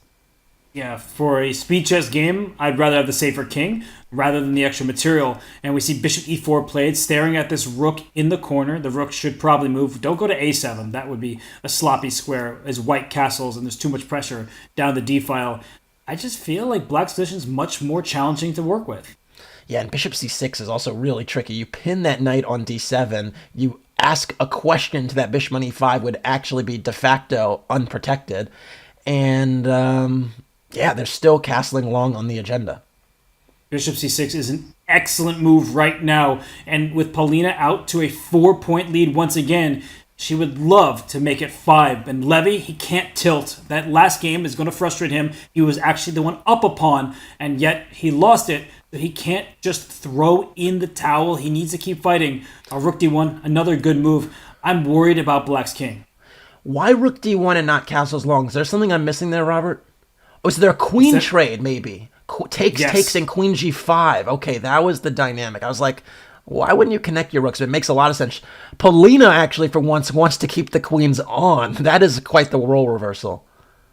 Well, she needs it for the attack, and knight f6 played, and apparently that was a mistake. It earns a question mark. Casa, bishop c6 feels pretty automatic. Black can't castle kingside because you get checkmated in 8 different ways. And after bishop c6, what are you doing about this nasty pin, which leaves e5 hanging? Yeah, I actually have no idea. I have no idea because you're basically threatening to win a piece, and it's just so hard to get rid of that pin. I guess you have to start with taking on f4, but I still am not sure after queen takes, the same problems persist. So very, very dangerous position. And this knight on c3 might also get in on the act. Well, Levy tries to flush out that bishop from c6. I would take, and as you're pointing out, knight e4 threatens rook takes d7. There are so many tactics in this position. I really feel like black's position might just fall apart in the next turn. Yeah, knight e4. Although, again, this king on e1 now is not probably going to castle and have any kind of, real security. And so I could see this turning a bit. Again, this is a really, really critical game for Levy. If he can whittle this down to 3, we've seen him crawl out of these types of deficits in the bullet segment more than once. And so this is a really critical juncture for him to kind of, basically bear down and defend. And how do you do it, basically? Rook takes d7, knight f6. These tactics are in the air. I'm leaving these arrows on the board because Levy has done a few rook lifts today. I think it's Polina's turn. This rook coming from h1 to the d file will be devastating. And this queen, if it goes to e7, you drop the c7 pawn, which is critical because of a check on d6 and other things. Rook h3, I see what you're doing. You're trying to attack my pawn here and defend yours. But rook h3 to d3, I just feel it's automatic. That is such a savvy move. And honestly, I think rook g1 is just as natural. But no, she finds rook h3, which is probably best. And wow, what a decision there. That is, it's excellent. And again, now, does rook takes d7 now work? Or no? Yeah, rook takes d7. Yes. Maybe.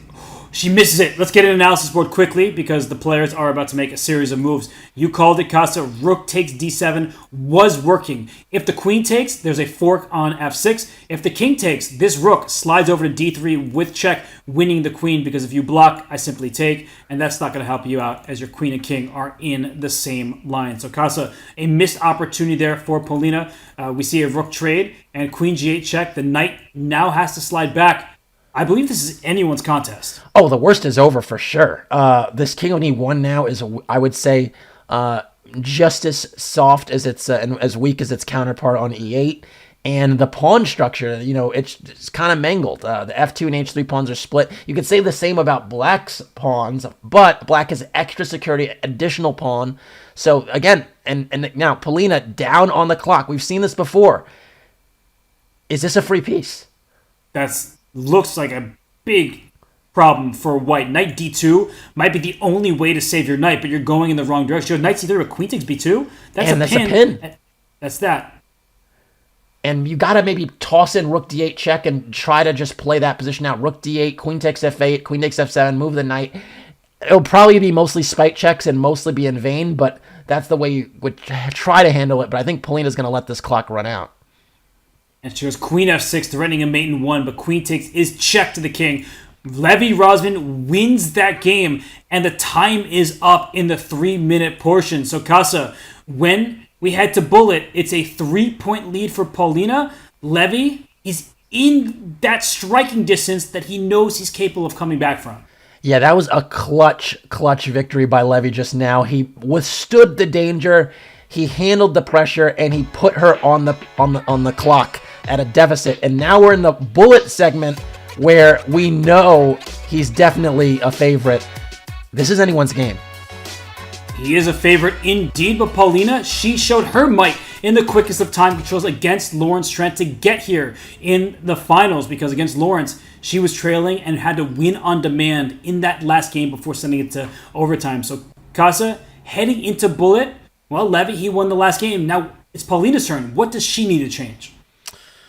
She's got to stay up on that clock. She's going to have to make some really quick decisions and trust her intuition. That's going to be the key, because Levy is going to throw the kitchen sink at her, and we'll see how it goes.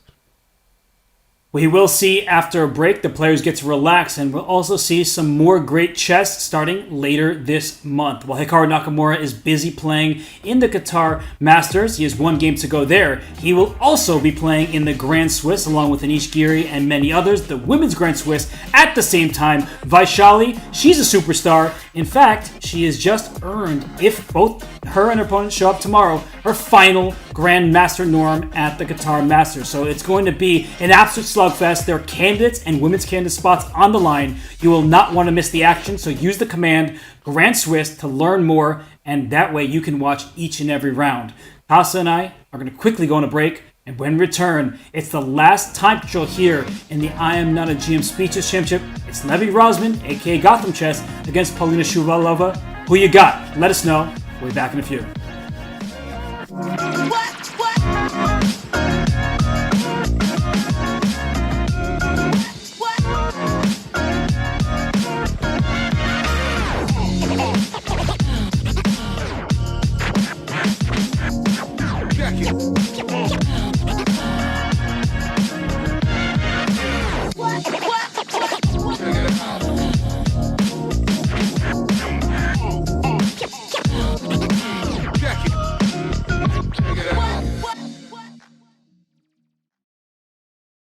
Your subscription makes shows like this possible, which is why our Twitch subscribers will never see ads on chess.com. Connect your chess.com account and Twitch account at go.chess.com/connectaccounts, and bang, boom, voila, you're done. 100% ad-free bliss forevermore. Whether you're following our events on site or on stream, type the command connect in the chat, and thank you for helping bring these shows to life.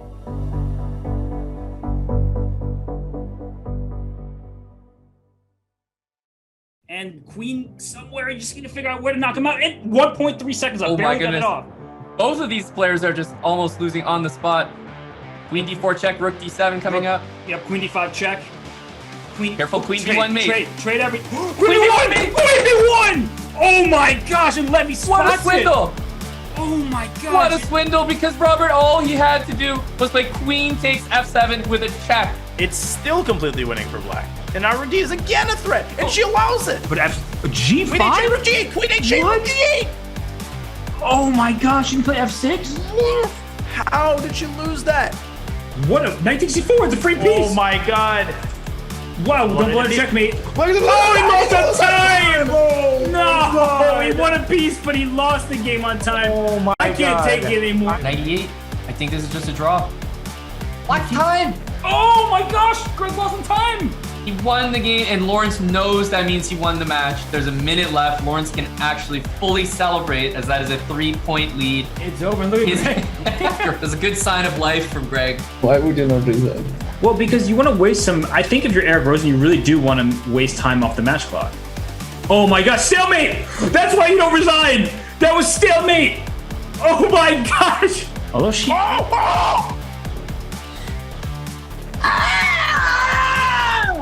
Can't pre-move in those situations. Oh my goodness. He wants to get takes b2. Oh, it's check. Wait, that's me trying to checkmate too hard. No! No! Oh my gosh! And did he just give him the wave? Did he just give him the Jordan Poole? Bye-bye. Knight f7, what is happening? King a4. Knight 6, knight d4 was winning. No, wait, no, don't give up your pawn. G4. She tricked him again. G3. Oh, this has been amazing. This is the best game ever. Best game ever.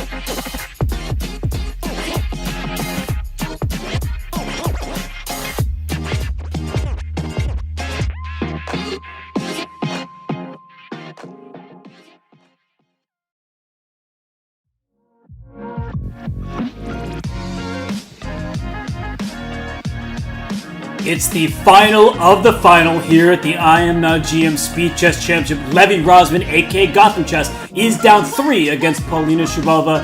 I'm Robert Hess, alongside me, Casa Corley. Casa, right now Levy trails, but he did just seize the momentum based on his game.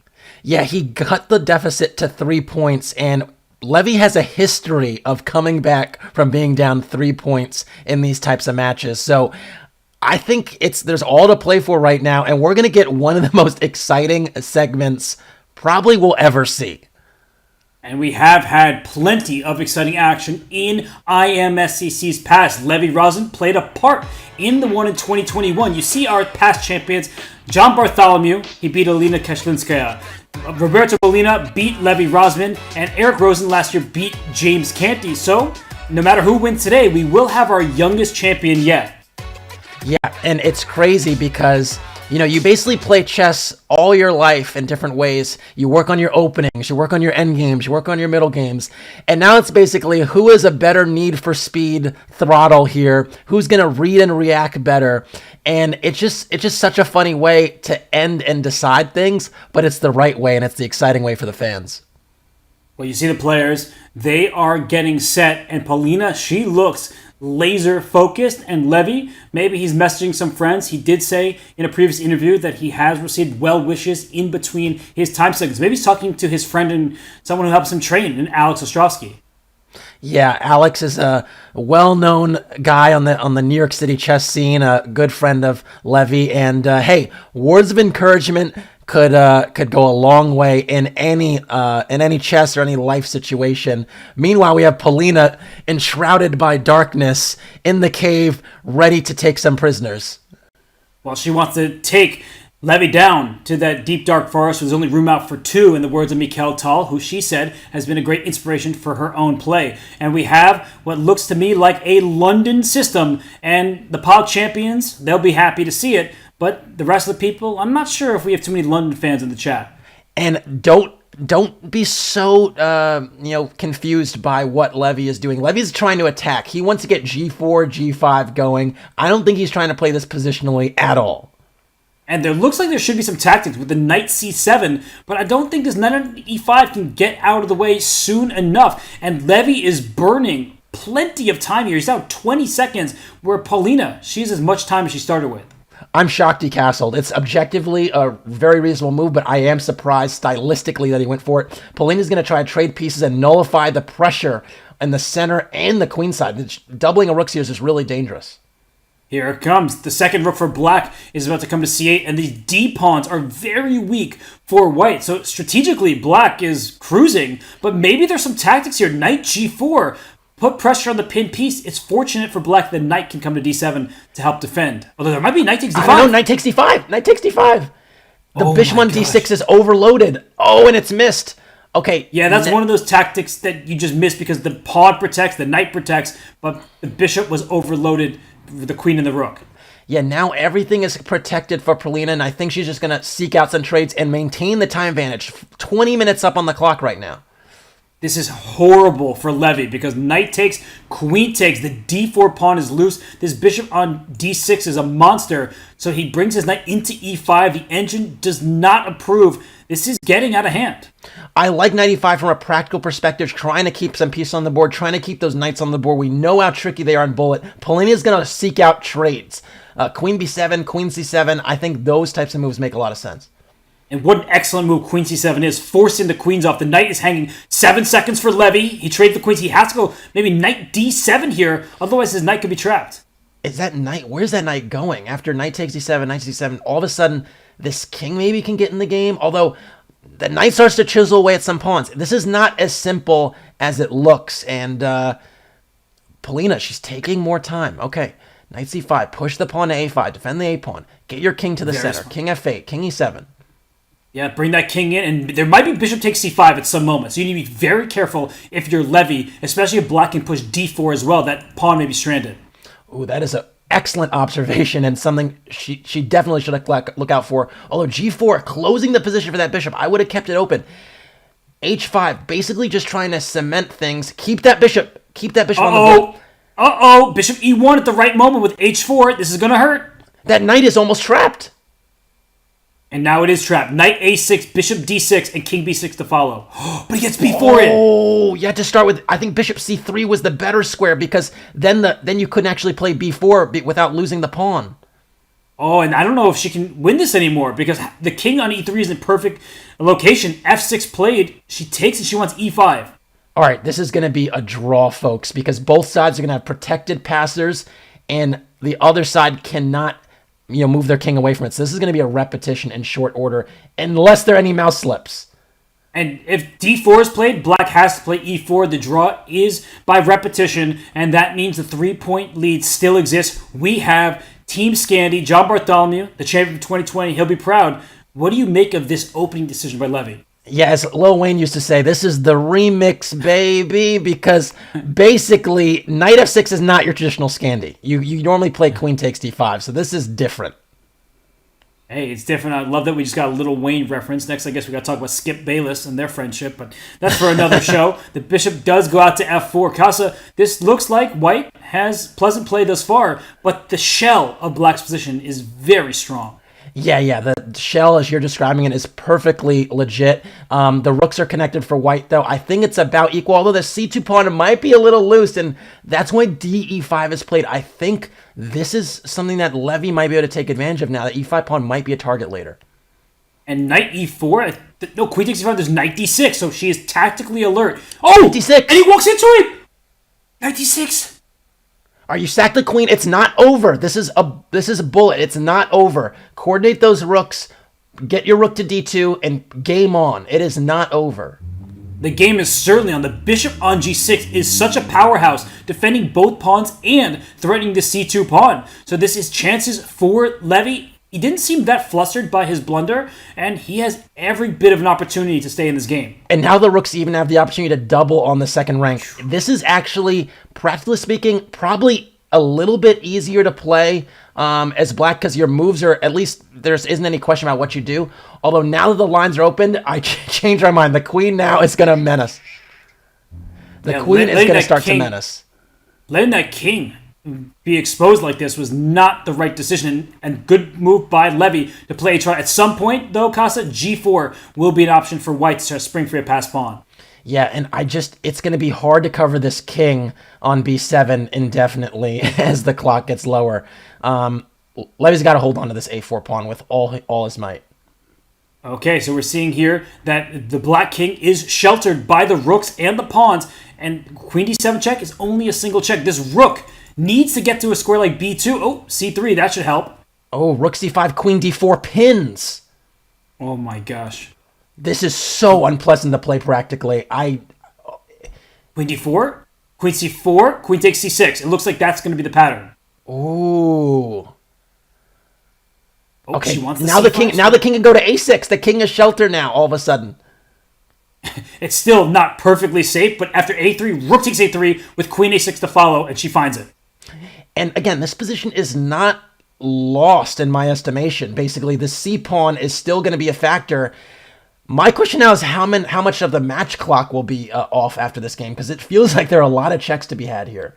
We still have 18 plus minutes on the match clock, and this is a game where both sides have chances to win. Black has a pass pawn, but with Polina's decision on the king side, if she can kick this bishop out of here, her pawn can run up the board as well. I wouldn't repeat. Put the queen on c3 and keep the clock going. They're going to repeat, but I think if you play queen c3, you can kind of waste more time, as we've seen in previous matches. Levy might be trying to win this, but I'm not sure his king could really escape. Queen h8 over here. This bishop under h5. h5. Oh my god. Uh-oh. He takes? Wait a second, but f7's taking. No. And it's missed. She misses it. Queen c2. Yes, then but now black kick. But the thing is, the queen just stays put, but you can't really win this position, I don't think. No, but I'm thinking about F4! match clock. Oh my gosh, the f4 with queen d8 to follow. Oh my god, that would have been a fork that won the game. Levy is taking too many risks here. He's looking at Polina's clock, and that's why he's doing it. But yeah, okay, there's no way to blockade now. There's no check now. You got to get back to c1. Okay, the good news for black is white is frozen. The bad news for black, there's no way to kick the queen out of here. And so this game, well... Do not take on c2. What is this king on e3 doing? Yeah, stay where you are. Do not do anything. Not do anything rash, because then... And do not take on c2, because the king pawn endgames are lost. Well, when the rook went to the d file on d4, the white king could have gone to c3, so both sides are playing on seconds. Oh, actually, Levy has nearly 20, but he's playing as if he's got 2. Yeah, and I mean, the funny thing is, you could say Levy's making some progress, but really there's just no way to really improve this one. So I would go to the next game. Queen d2, there's king c4. She goes king d2 instead. What? Wait, this is a winning king pawn. Wait, no, it is winning. That was a winning king pawn game. Oh my goodness, and Levy misses it, and now it's going to be a draw once again. Neither side, Polina should not be pre-moving here. I would not pre-move right now in that situation. Man. Wow, that game lasted 102 moves, took a ton of time off the match clock. Both sides had their chances, and Polina, she survives, she gets that half point, and now Levy, he needs to start winning because he remains down by 3 with 16 minutes to go. Ooh, I need to breathe after that, but there's no time. Okay. Polina's is playing a little bit of a fit. Bishop b5 check is really nice for white. White has the center, white has active pieces, white is mauling right now. Bishop a4, keep the pin on d7. Oh, and Levy takes it. He thinks that his position is good enough, and, well, it should be. He is up a pawn, and the black king, I think it has to go to c6, but it's almost checkmated. Yeah, castling with check is always aesthetically pleasing. I can't blame Levy for going for this. Still, black is the 2 bishops. It's a bullet game. There's still work to be done, and Polina is a very good defender, as we've seen in previous games. And it's not easy to crash through. And e5 is played. Maybe it's a little bit too soon. You're not threatening pawn takes f6. If this bishop takes back, that's a strong dark square bishop. So Levy clearly in charge right now, but Polina is showing that she may bend in some positions, but she's not going to break. And as soon as I said that b5 square is now super available. Juicy. Yeah. Now the knight comes to d6 at some point. Yeah, e5 is hanging, so he switches his knights to force the king to the last rank. Yeah, and that now the rooks aren't connected. This rook on a8 is in jail. Yeah, there's a lot to like about white's position. Levy is doing everything exceptionally well right now, and I think you just move the knight away from d4, then the rooks can come in. Or how about c6, Robert?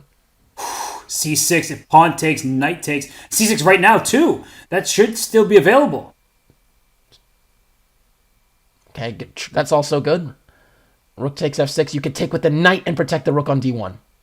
And if you didn't have knight takes back, then you would have lost your piece. So what's the material count? It's only 1 extra pawn for white, but it should be enough with a knight invading up to d6. But this rook wants to slide to e2.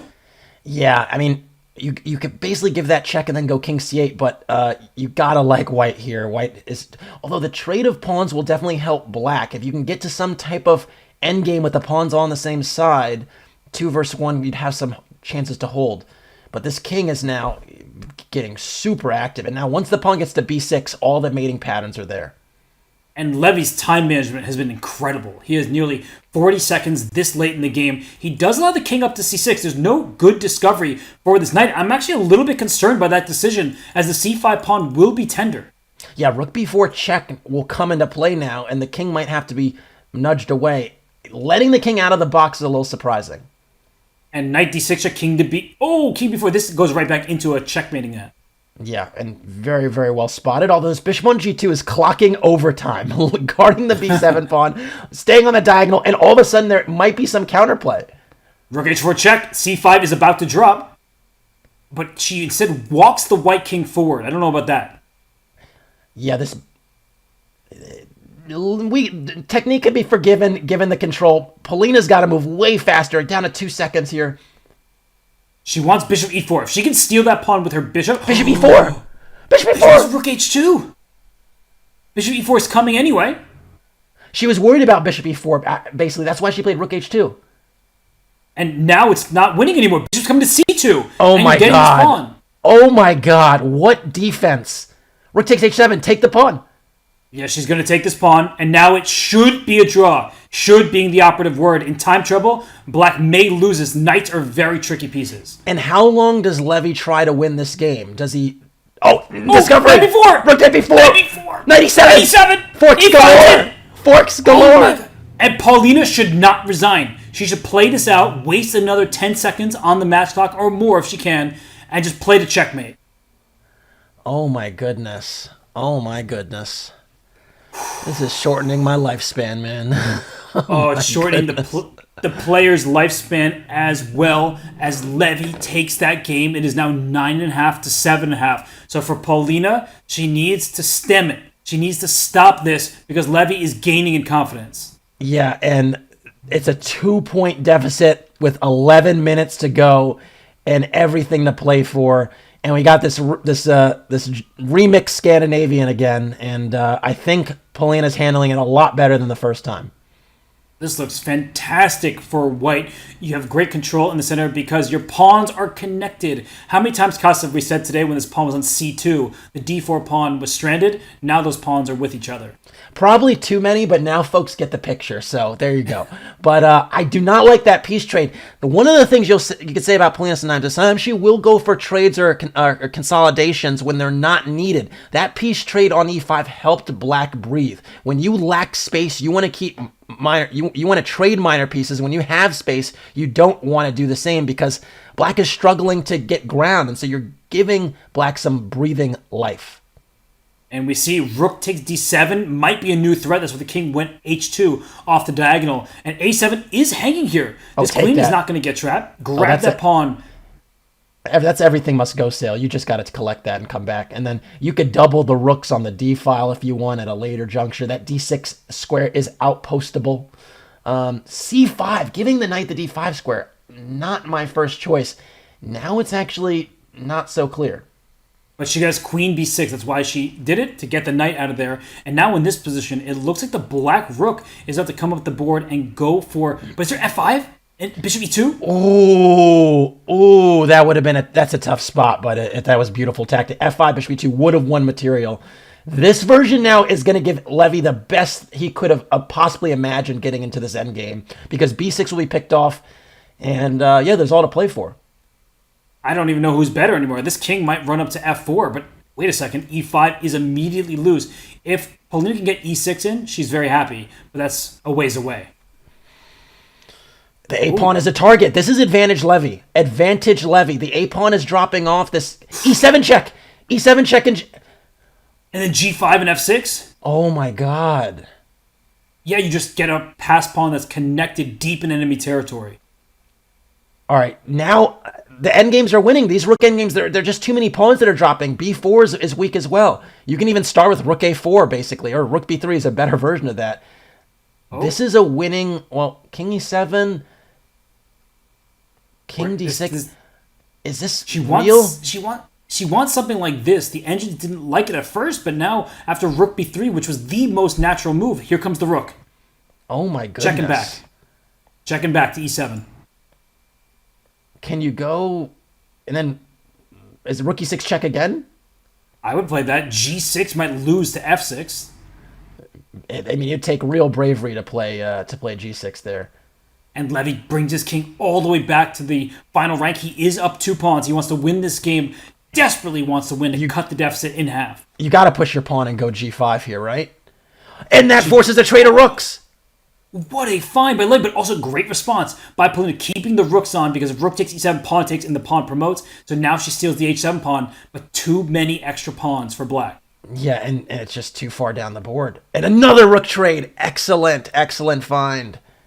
And Levy, he is riled up. He is very happy about what's happened, because it was down by 3. Now it's down by 1. And Polina, she's struggling here in the bullet. Yeah, and again, she's getting down on the clock, too. Those scrambles, Levy was up on the clock, and she just can't have that if she wants to win. And we see Levy going back to this f3 system in the, what do they call it, the Verosov? It's kind of like the fantasy variation of the Caro-Kann. And this doesn't look very pleasant for white, because the d4 pawn is probably loose here. e5, wow, that is aggressive as heck, man. All right, so e takes d4, I guess you need to play, right? Because if c takes d5, you have some bishop b5 check stuff. So taking on d4, all right, if you take on g6, you fix black's pawn structure, and then the f7 square becomes available to the black king in case of any checks.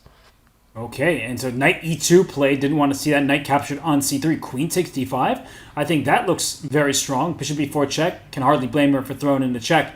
Now take this pawn on d5. How do you feel about knight f4 though? It is an annoying move to face. You hit the queen, you hit g6, you ask some questions. Queen trade, I am shocked. I thought that the technical phase is where Polina is stronger, but this is bullet. You don't have all the time in the world to consolidate, and Levy has shown a propensity with the knights to get some tricky forks in. And Levy doesn't have all the time in the world to mount this comeback. It's 6.5 minutes remaining in the match, so I'm keeping an eye on that because, Casa, this is better for Black. I think both players recognize at this stage. It's not losing, but at some moment, now it's looking closer to loss if knight c4 happens, Levy might consider hitting the resign button. Yeah, that is f4, knight g4. Oh, there's too many targets here. But wait, rook d8. Get the rook to d8. Threaten checkmate. Levy's turning this around once again. And the knights, he is maneuvering really well with the knights. This rook is going to come to h3 and revive itself that way. But c5 and king c6 and rook d1's mate. It threatens checkmate. Oh my gosh, that rook on b7 for the second time today is trapped in a wrong place. Although you try knight c2 and knight e1. I don't believe in it, but I think that's what you try, right? Oh my goodness. So rook moves, rook d1 check, knight e1, and there's still work to be done here if you're Black. I think the natural move would be to just double your rooks, but this is not over yet. No, apparently not. The knight comes to c3 to block the diagonal, and the rook, it saves the knight on e1 as well. Oh, this is turned again. This is turning again, Robert. Oh my goodness, what a game this has been. Rook d6. Why would you trade rooks? You're attacking. You do not attack when you're... All right, this is totally changed. This is now chances for white. Yes, knight d3 hits the c5 pawn. She goes back. She very smartly returns her king. Yeah. She could have traded knights. She should have traded knights. Now she's losing a pawn. Yeah, if you trade knights and then gone f5, it would have been a dead drawn king pawn endgame. Now this is a winning king pawn ending for white. Oh my goodness, Levy Rosman out of nowhere. Knight c4, knight e5 check. It's over. You can even play, Robert, you can even play knight takes g6 and h5 as a piece sacrifice in some lines because the knights suck guarding h-pawns, right? But we're not going to need that. c5 dropped, but so does c4, so it's 2 extra pawns for Levy. This should be very manageable unless he blunders one of those pawns. Yeah, I'm not going to speak too soon, but we are very, very close to getting a tied match. Oh my goodness. And for Polina, she was on the offensive, and now her knight is trapped. I thought that king could have walked over to trap the knight, but still, this is good enough because now the king moves up and will help out. Oh my goodness. We are tied with little less than 4 minutes left. We are tied. He is a bullet brawler. He keeps coming back. In the final section of these matches, it's a tied match, and Polina now has the white pieces. Levy, he's playing in the style of the King's Indian. What do you think Polina has to do? First of all, Polina played d4. I don't know if she's played it thus far in this match. Is that a tilt decision? Because she was pretty much playing e4 throughout, and now she's just like, I've had enough of this. What do you make of that? I think that she has had enough. She wants to change the scenery because it hasn't been working out well for her. And I'm looking at the match clock, 3 minutes and about to be 15 seconds remaining. So both players better keep an eye on that clock because if you're losing, you resigned. I'm just, Casa, the overall match clock will play a huge role in this specific game. She's thinking a long time here because this is not a position she's played a much to date in this match. And again, that's one of the other things is she was used to those other positions, so she played them a little bit faster. This is different. She's down 10 seconds, and I don't know how much, the eval really matters here. Well, white has a healthy position. It's very King's Indian style. C5 is what you want to accomplish, but Levy, he is keeping control over the key squares on the queen side. But knight b3, c5, these moves seem quite natural. And knight f1 and bishop h6. So why did that knight go backwards? Yeah, I think knight f3 was definitely the preferred choice. Oh, there was a takes before the tactic because the rook was unprotected for a move. And Levy might be playing a little bit too quickly. And Polina, she strikes at the right moment with c5. Please take me twice. Shatter your own pawn structure, she says, because e5 and c5, they probably will not hang around too long. I think the clock time is more important than the position here, though, Robert. I feel that in my bones. Like, this clock time is the most important factor, and Polina has to adjust before she before she, the similar things happen essentially. Well, Levy, I don't know if it was a sacrifice or an accident, he gave up the h5 pawn, and so Polina's up a pawn, but her king is in harm's way. The queen may slide to g3 just to save her king, and the knight is well positioned here to defend it. Queen e3, that's actually a really nice move. And then after the queen moves, you might even nestle into f4, because I don't think trades are useful here. Why would you trade that? I thought the trades would help Polina. I think Levy's aiming for endgames where White's pawns are in some danger here. Bishop b5 is going to hurt. Yeah, and then the d6 pawn might be a target. The f5 pawn is a target. Nice decision not to trade, though. And rook g8, keeping the knight on e2 stuck for the moment, but knight d4 is coming. Rook f1 as well. I think that pawn on f5 is in huge trouble. Yeah, knight to f4. This rook could come to c1 and target the bishop on c8. The timing not ideal, but I still think it makes sense. And hold on, there are some tricks with rook b2 and knight f3 check. But maybe white is first. Knight e6, knight f3 check. You called it, and it's available, and rook takes d5 was played instead, so both players overlooking tactics here. Casa, suddenly black is up a pawn. Knight f8 to threaten mate in 1? Well, don't hang your rook, but knight f8 will threaten checkmate. Wait, the rook's hanging. Oh my gosh, look at these knights though. These knights in the center. What if we have d5, d4 shortly? Okay, so how do you stop the passed pawns? That's a big question. Levy is going all in for the win right now, but the h pawn could be dangerous. Knight d5, won a pawn. Knight d5, knight takes f4, won a pawn. Oh my gosh, missed by both players. The rook slides back to a1. If pawn to f2, king can slide to g2 just in time. Just push the h pawn. h5, h6. Knight g4 wins the pawn again. Knight takes f2. Oh, and that's a great move to throw in because now the knights are stuck with each other, and now trades are happening, and the h pawn will win the game. And then rook a3, you pin, and you sack, and then you push the h pawn. You're in time. This pawn is too slow. White wins the game, and it's the last game of the match! It's the last game of the match! Time is up! Oh my goodness, so Polina is going to win! Don't pre-move. No need to pre-move here. Oh my goodness. And Levy just notices, and Polina Shuvalova leans back. She puts her hands in the air like she just don't care. She has won the IMSCC. Oh my goodness. Oh my goodness. I lost track of the match clock there. My goodness. Wow. There are no words, Casa, for what Polina just did. She was the one who was struggling in the bullet, and yet in that last game where nerves were on the line, there was chaos on the board, she wins it. Yeah, and again, super clutch. I mean, this is not the first time she's been in this situation where she needs to win on demand in the last round of the last game of the 1+1. This time it wasn't on demand, but she treated it as such, and she got a huge, huge clutch W. Cannot believe what we just witnessed. That went down to the very last game, but when all is said and done, Polina Shuvalova wins the match 10.5, 9.5 bullet, which was Levy Rosman's best friend in the entire IMSCC. That last game, it just didn't go his way. This went pretty much how we predicted. The 5+1 was in Polina's favor. The 3+1 got a little more interesting. And then the 1+1, Levy stormed back with incredible force, and Polina did just enough to hold him off and become our winner in 2023 of I Am Not a GM SCC. It might also be her last time being available because she's the champion, but she might become a Grandmaster. Chat, ask your questions for Polina. We're going to bring her in for an interview. We would love to feature some of them. So we'll be right back and joined by your IMSCC champion, Polina Shuvalova. We'll be right back.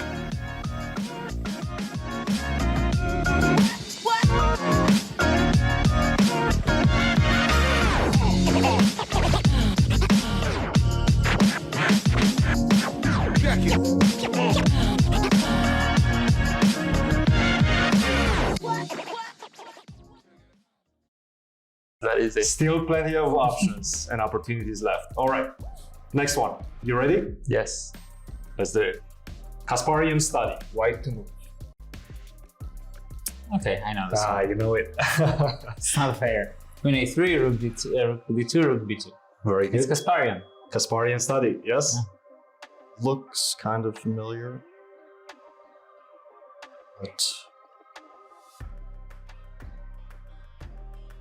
But Okay, yeah. Rook d2, rook b2, rook b1. So how do you start? Queen a3, rook a2, rook d2, d2, Rook takes a3, rook b2, rook a2, rook b1. Very nice. Very nice. Well done. Okay. So it's queen a3 check, rook a2, then rook d2, rook a3, rook b2, rook a3, rook b1. Very nice. Yeah. Very nice. Yes. Impressive knowledge. Another study. I mean, if you know this one, I will be mightily impressed. Why to move? Okay, this one I don't know. So it's 10 seconds as well? 10 seconds. Oh. Yeah. Bishop b6, c5, queen b8, b6, King c8, king c8, king e4, h4, h4. Now I have to, yes, king f5 and king h5, and king e4. Yeah. Very nice. Is king e4 the final move? Bishop b6, queen b6, c5, queen b8, b6, king c8, king e4. Yes, h4, And king f5, h5, and king e4. king e4 back. Yeah, very nice. Well done. Okay, this one is a bit difficult, I can say. So I guess bishop takes b6, Yes, queen b6, c5, yes. queen b8, b6, king c8, c7, queen b7. c7 might not be correct. Oh, king e4, king e4. Yes. h4. h4. You have a pawn on g3, h4, and h6, right? Yes. Okay, then king f5, h5, h5, king e4. Okay. Exactly. Yeah. Very that's, nice. Yeah. That's the one. Very Yeah. nice. Yeah.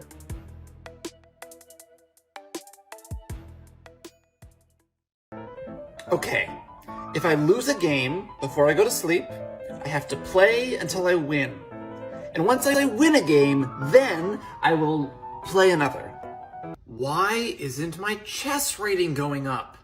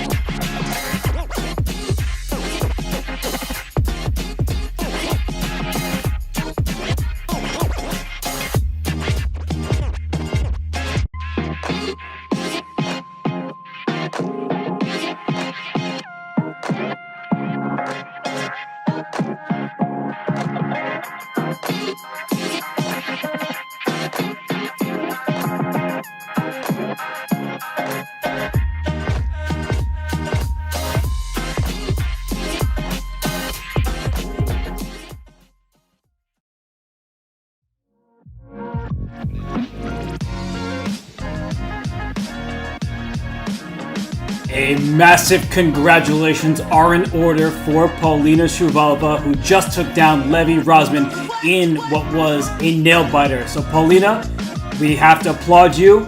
How are you feeling right now, and how did you do that? Well, I'm feeling pretty exhausted, but overall, I'm happy, of course, and as usual, I made it to the intrigue and to the last game. So yeah, it was a really good match. Interesting in terms of I felt like I was dominating in the slow controls, but probably I did not make too much merge. So that Levy is a very good bullet player. As I see now, after the match, he's like almost 29 in bullets, so it's It's like much more rating than I have in Bullet, so it is no surprise that he like made it back to the equal match again in Bullet. But yeah, I'm very happy that in the last game I managed to complete myself together and win. Polina, let's actually talk about that last game because there were so many twists and turns along the way. And I guess one of the first things to even mention is you switched to d4. You were playing e4 most of the match, and then it felt like in the bullet phase something changed and you were losing some momentum. But you ended the match with d4. Was that a conscious choice to just switch it up, or what led you down that path? During the game, I started to think that it was like the worst choice I made in whole match. As this structure that I played, I thought that he will play at some moment e4 and just go straight for the mate. And usually white is playing on the queen side here and black is going for the mate. So in bullet section it was really easy to be just attacked and like without any fight. But he went for this King's Indian. He allowed me to play d5 and d4, and it got just very unbalanced. And for sure, we made like a million blunders in this game. Yeah. Well, of course, blunders and brilliancies are going to happen in these matches. And Polina, do you think you felt any extra nerves knowing that many people were watching? And in fact, at different points, over 30,000 people were watching at any given moment. So lots of eyes were on your match. Oh, that's great. 30,000 is great. But I didn't know about it, honestly. So no, I was just concentrated on my games because if you like start to think how many people are watching your game and all your like blunders and hanging the queen, as I found out in previous match with Lawrence Trent, we had that last game in the main segment before the tiebreak. In which queen on e1 was hanging like 4 or 5 moves straight, so it was just crazy. And yeah, I mean, I'm just playing, try to play my best.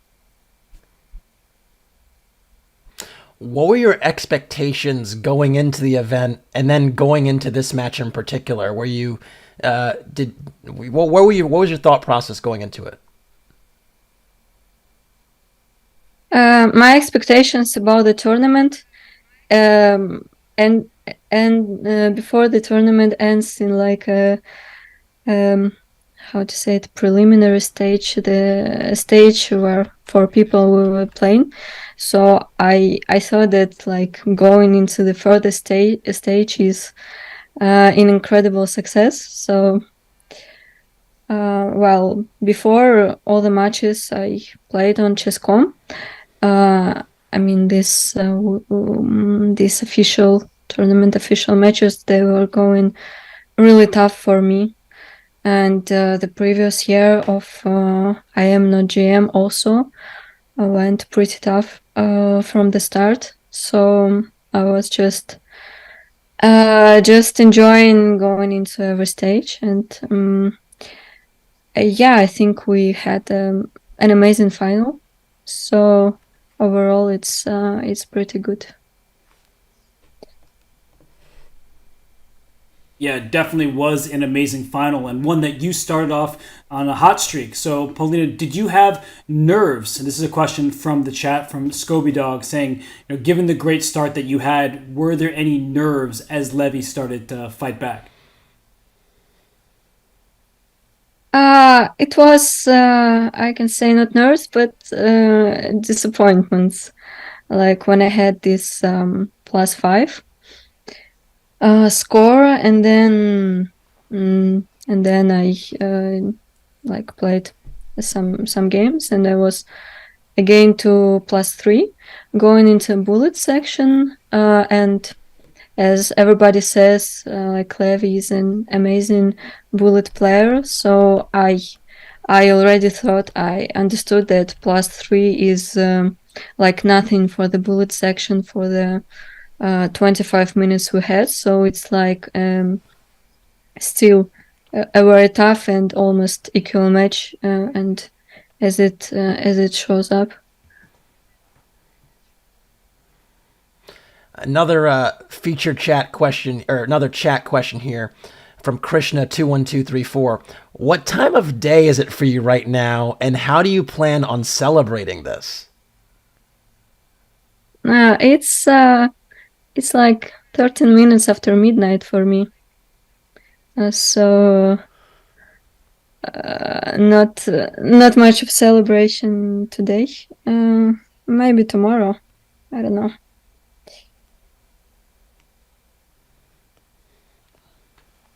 Well, yeah, it is clearly dark there by you, and you should be able to celebrate. And we have another question from Zentharum asking you, what are your plans going forward? I will play in the Isle of Man in like 5 days. So this is the main event. And after this, I'm not sure. Probably, maybe the next tournament will be just Blitz and Rapid Championship in the end of the year.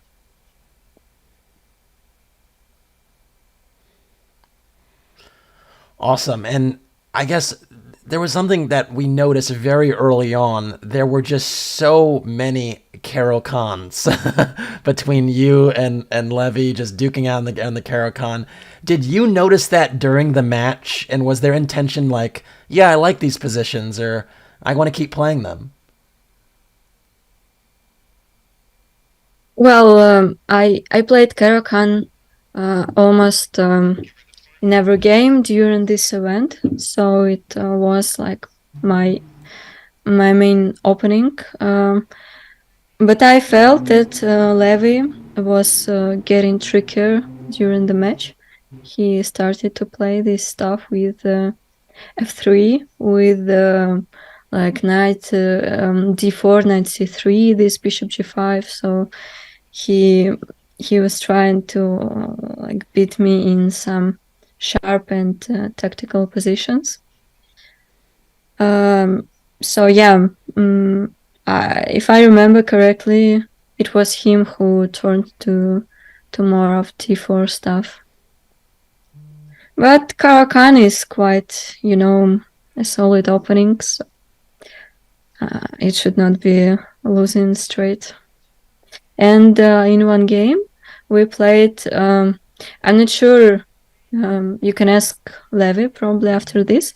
He played this stuff with, in Caro-Can, a third, knight c3, takes knight f6, takes, then bishop d3, c3. He played this line with bishop f4, queen d2.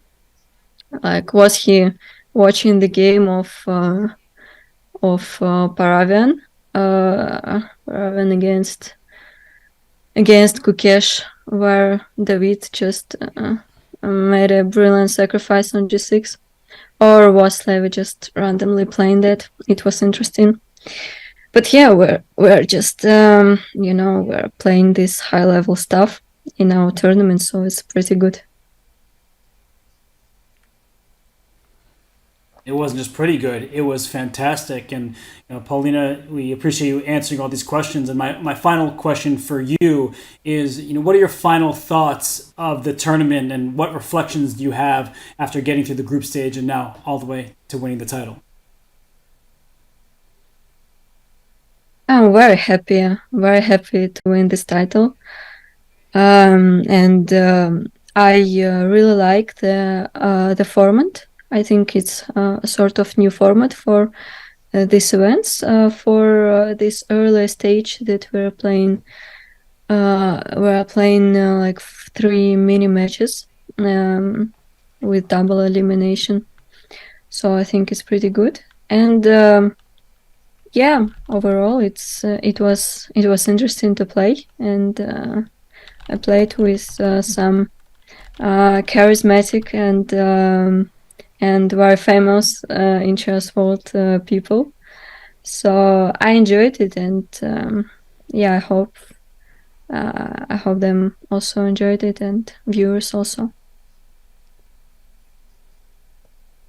Well, the viewers definitely enjoyed it. You have so many fans out there who are rooting you on during this match. I'm sure we might see some Gotham Chess videos with your name on them as well. But Polina, we know it's late in the nighttime for you, so we'll let you go. But congratulations once again. You are the IMSCC champion, so you should be very proud.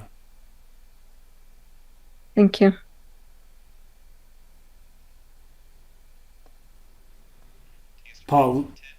Polina is our champion. She had so many great thoughts on the event that was, and we are also going to get Levy Rosman's thoughts. So please give us some questions for Gotham Chess. We know you'll have many. He'll be joining us just after this break, so stay tuned. We are going to bring on the internet's #1 chess teacher in just a few.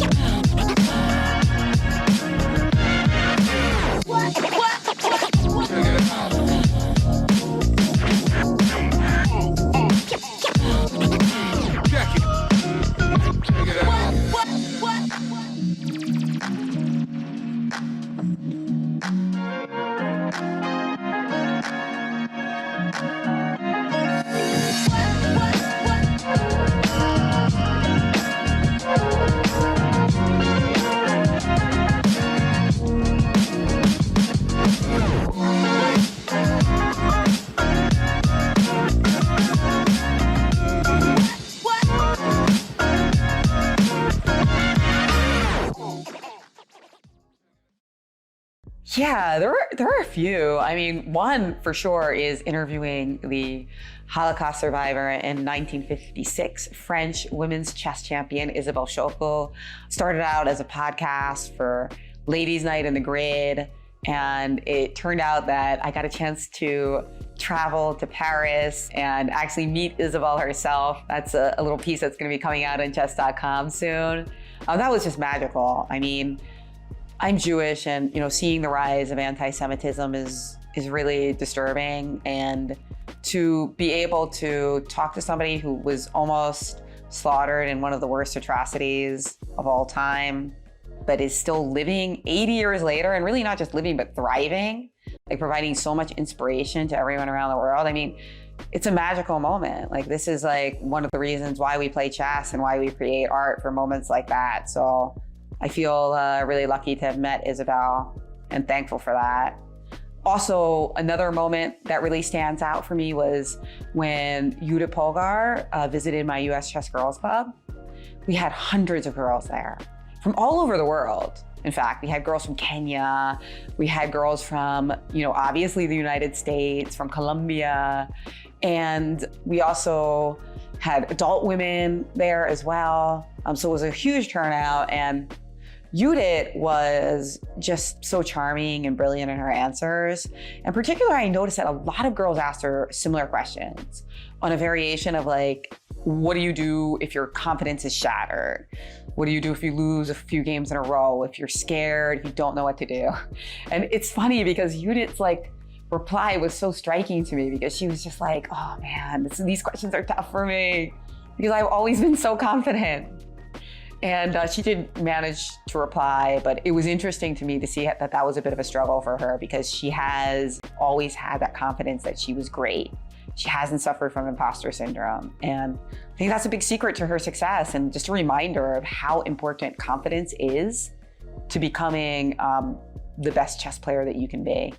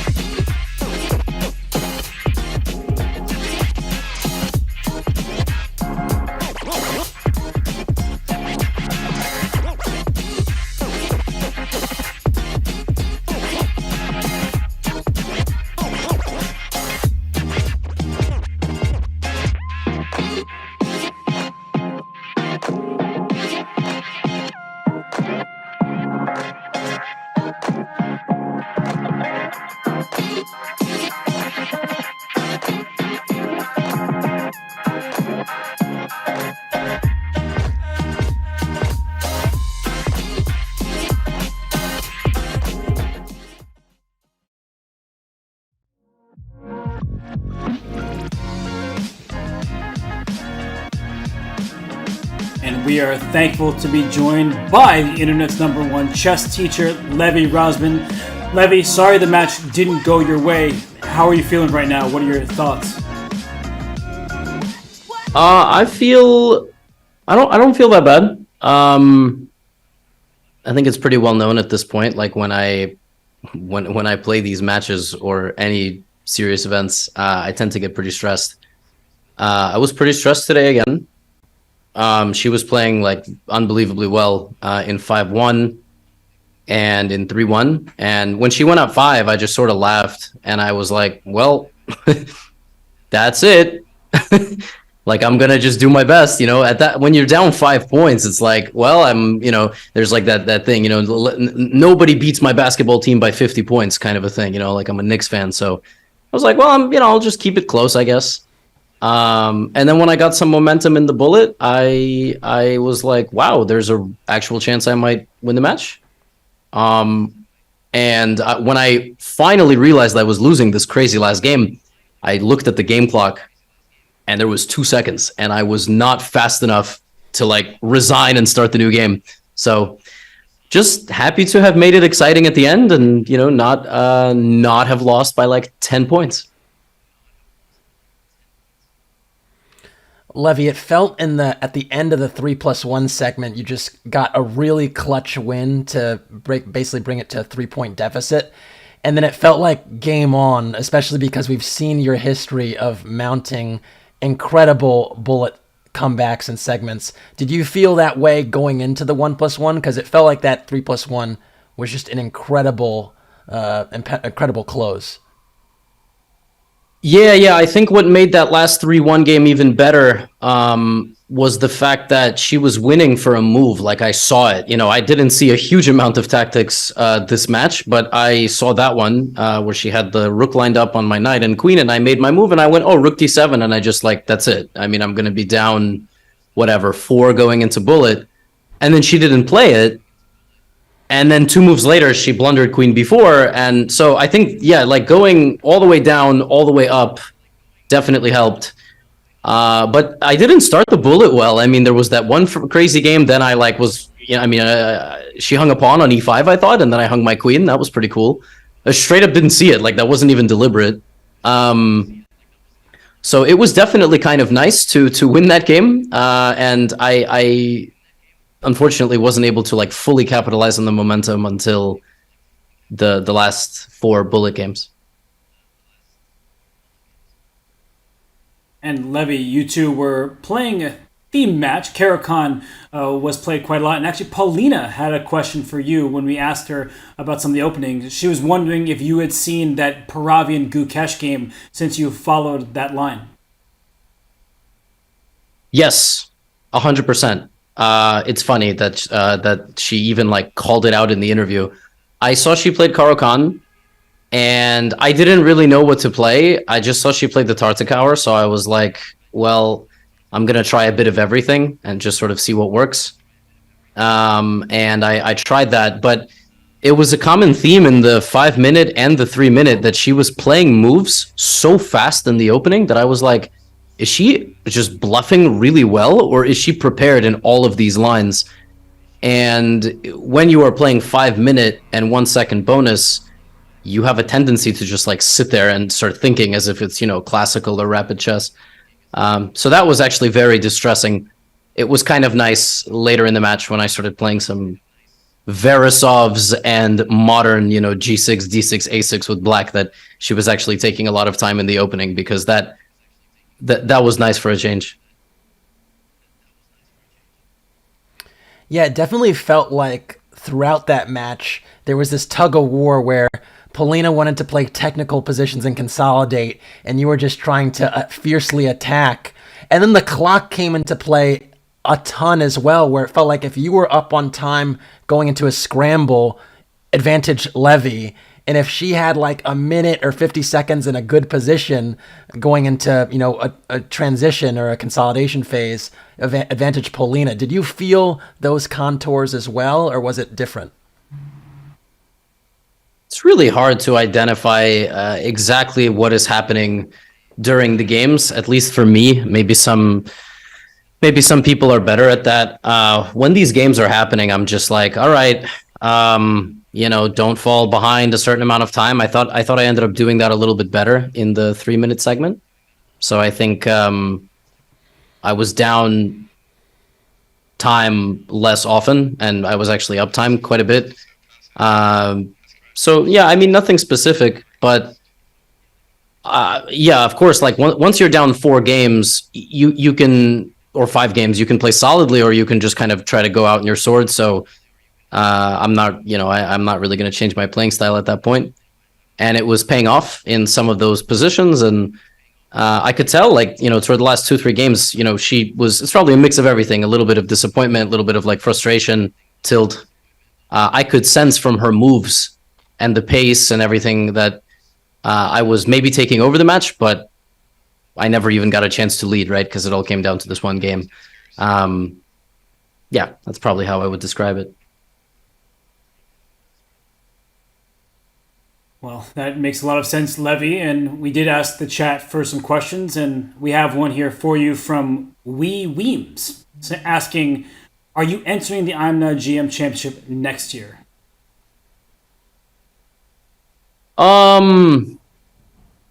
I mean, probably. I don't know. I don't really know what else I have to do.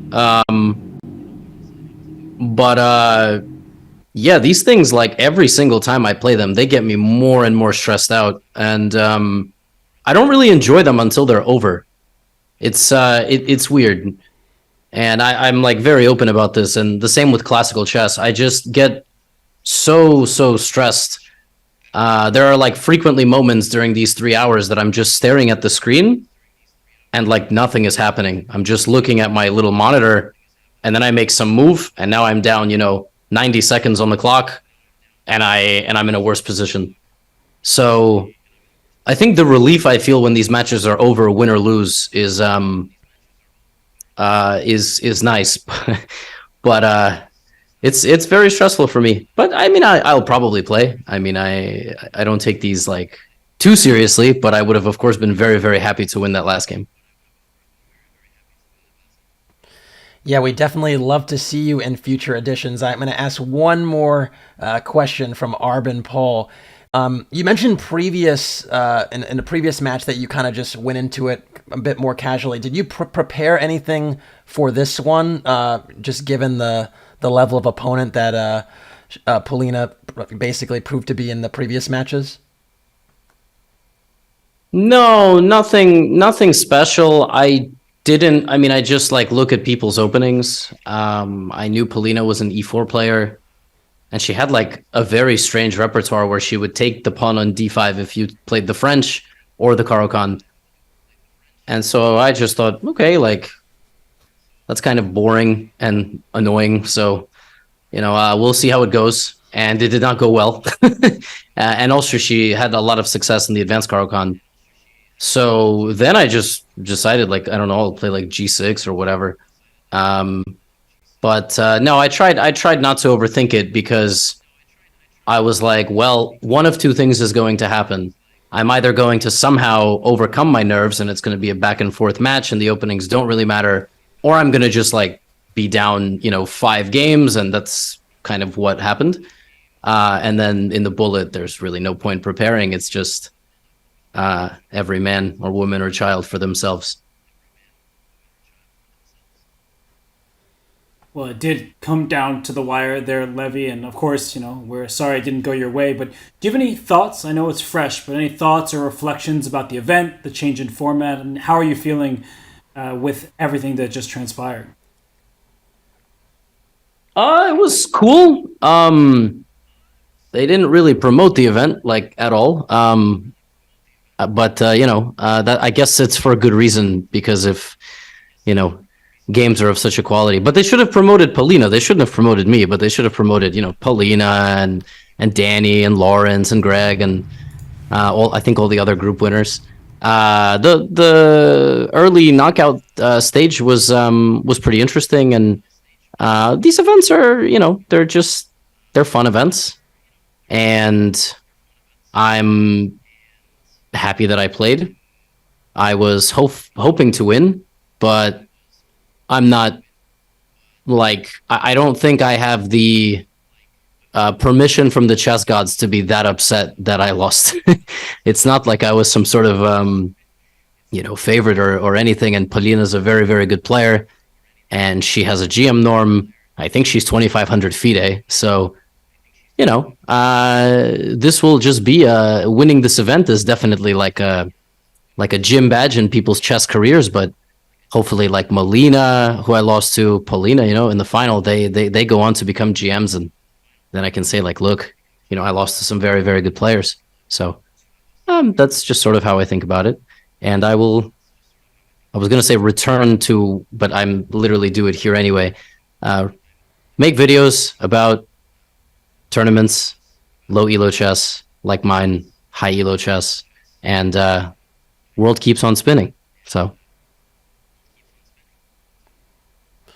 Well, we're definitely excited to see more content. Sorry, Casa, it sounds like you wanted to go in there. So yeah, I was going to say, you gave us a show, man. Like, it was super entertaining. You played some really high chess in different parts of the match, and I think you could definitely... I definitely felt like I was high. And,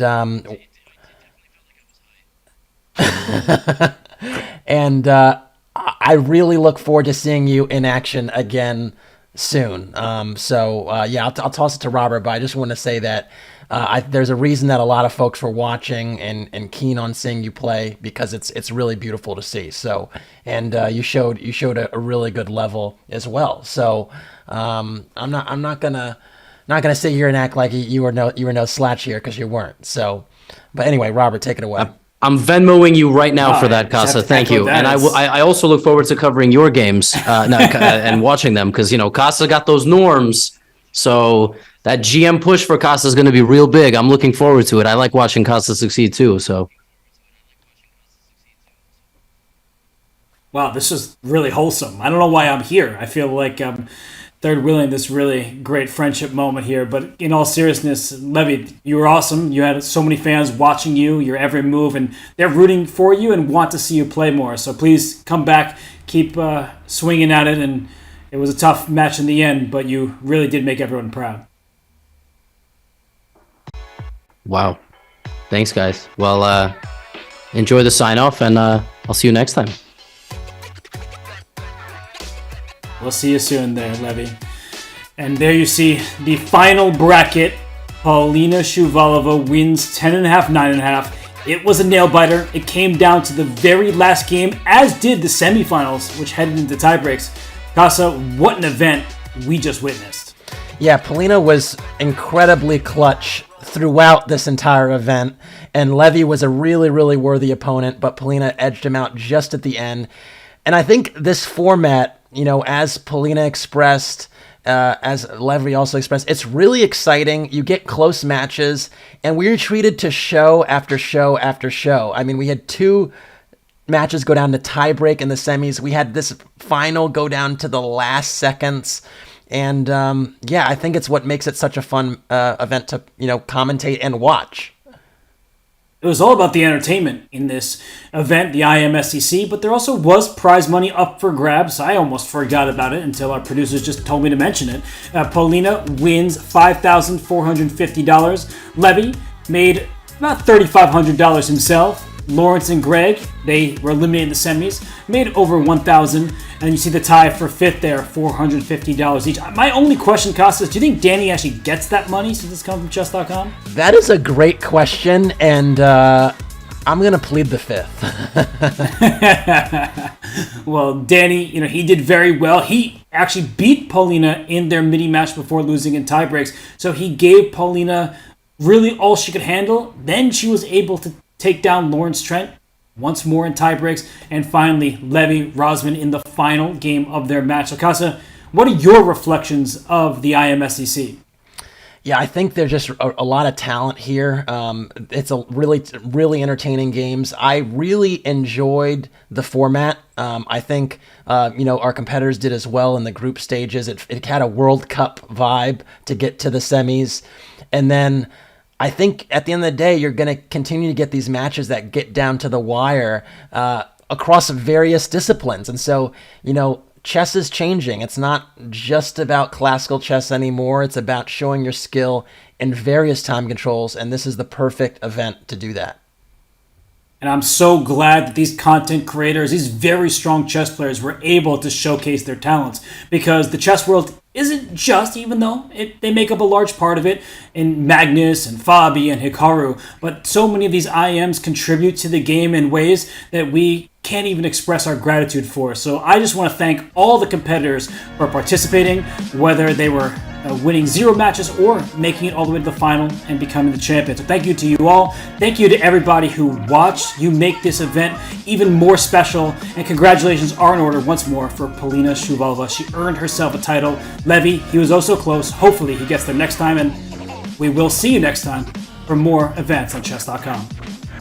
We saw this against Krzysztof Zielecki. Levy playing the same very dubious opening, but these types of openings work a lot better in Bolon! He mouse slipped! He mouse slipped! Knowing Levy, he's not going to do it. He's going to put the pressure on, and he goes queen f5 to go queen h3. It's main 1. What did we just witness? Knight a3, and you can hit the button. Whoa, Danny with a dub! This could be difficult for black. You might make a mistake at some point. Rook f4, for example.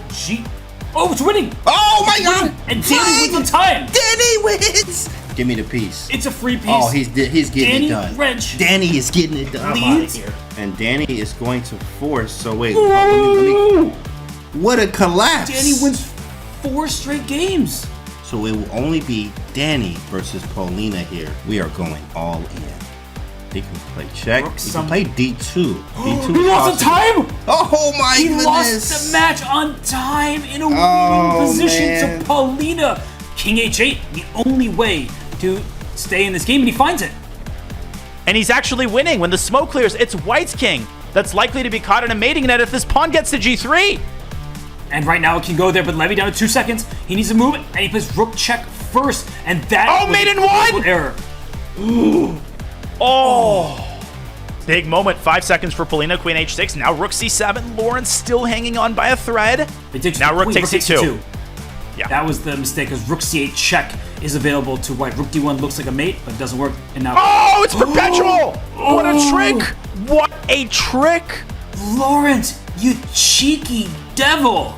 Levy needs a couple more accurate moves, though. If you play rook h2, white would have taken and stuck a king on f2. Rook h1 is so accurate by Levy, and this game is over. And Levy Rosman is our first IMSCC finalist. She's got a draw in her pocket. She's going to win this game, though. She's going to go rook f1, and the position plays itself. Polina Shuvalova, she moves on to the final. She fought valiantly. She deserves her spot against GothamChess. But look at this queen on e3, covering the checking square. Oh, queen d2. She now leads by 3 full points. Yeah, you can see her class. Rook b5 is begging to be played. And boom, it's on the board. She sacrificed the rook!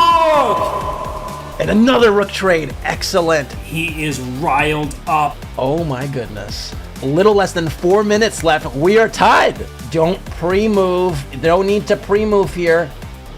Oh my goodness. And Levy just notices, and Polina Shuvalova leans back. She puts her hands in the air like she just don't care. She has won the IMSCC.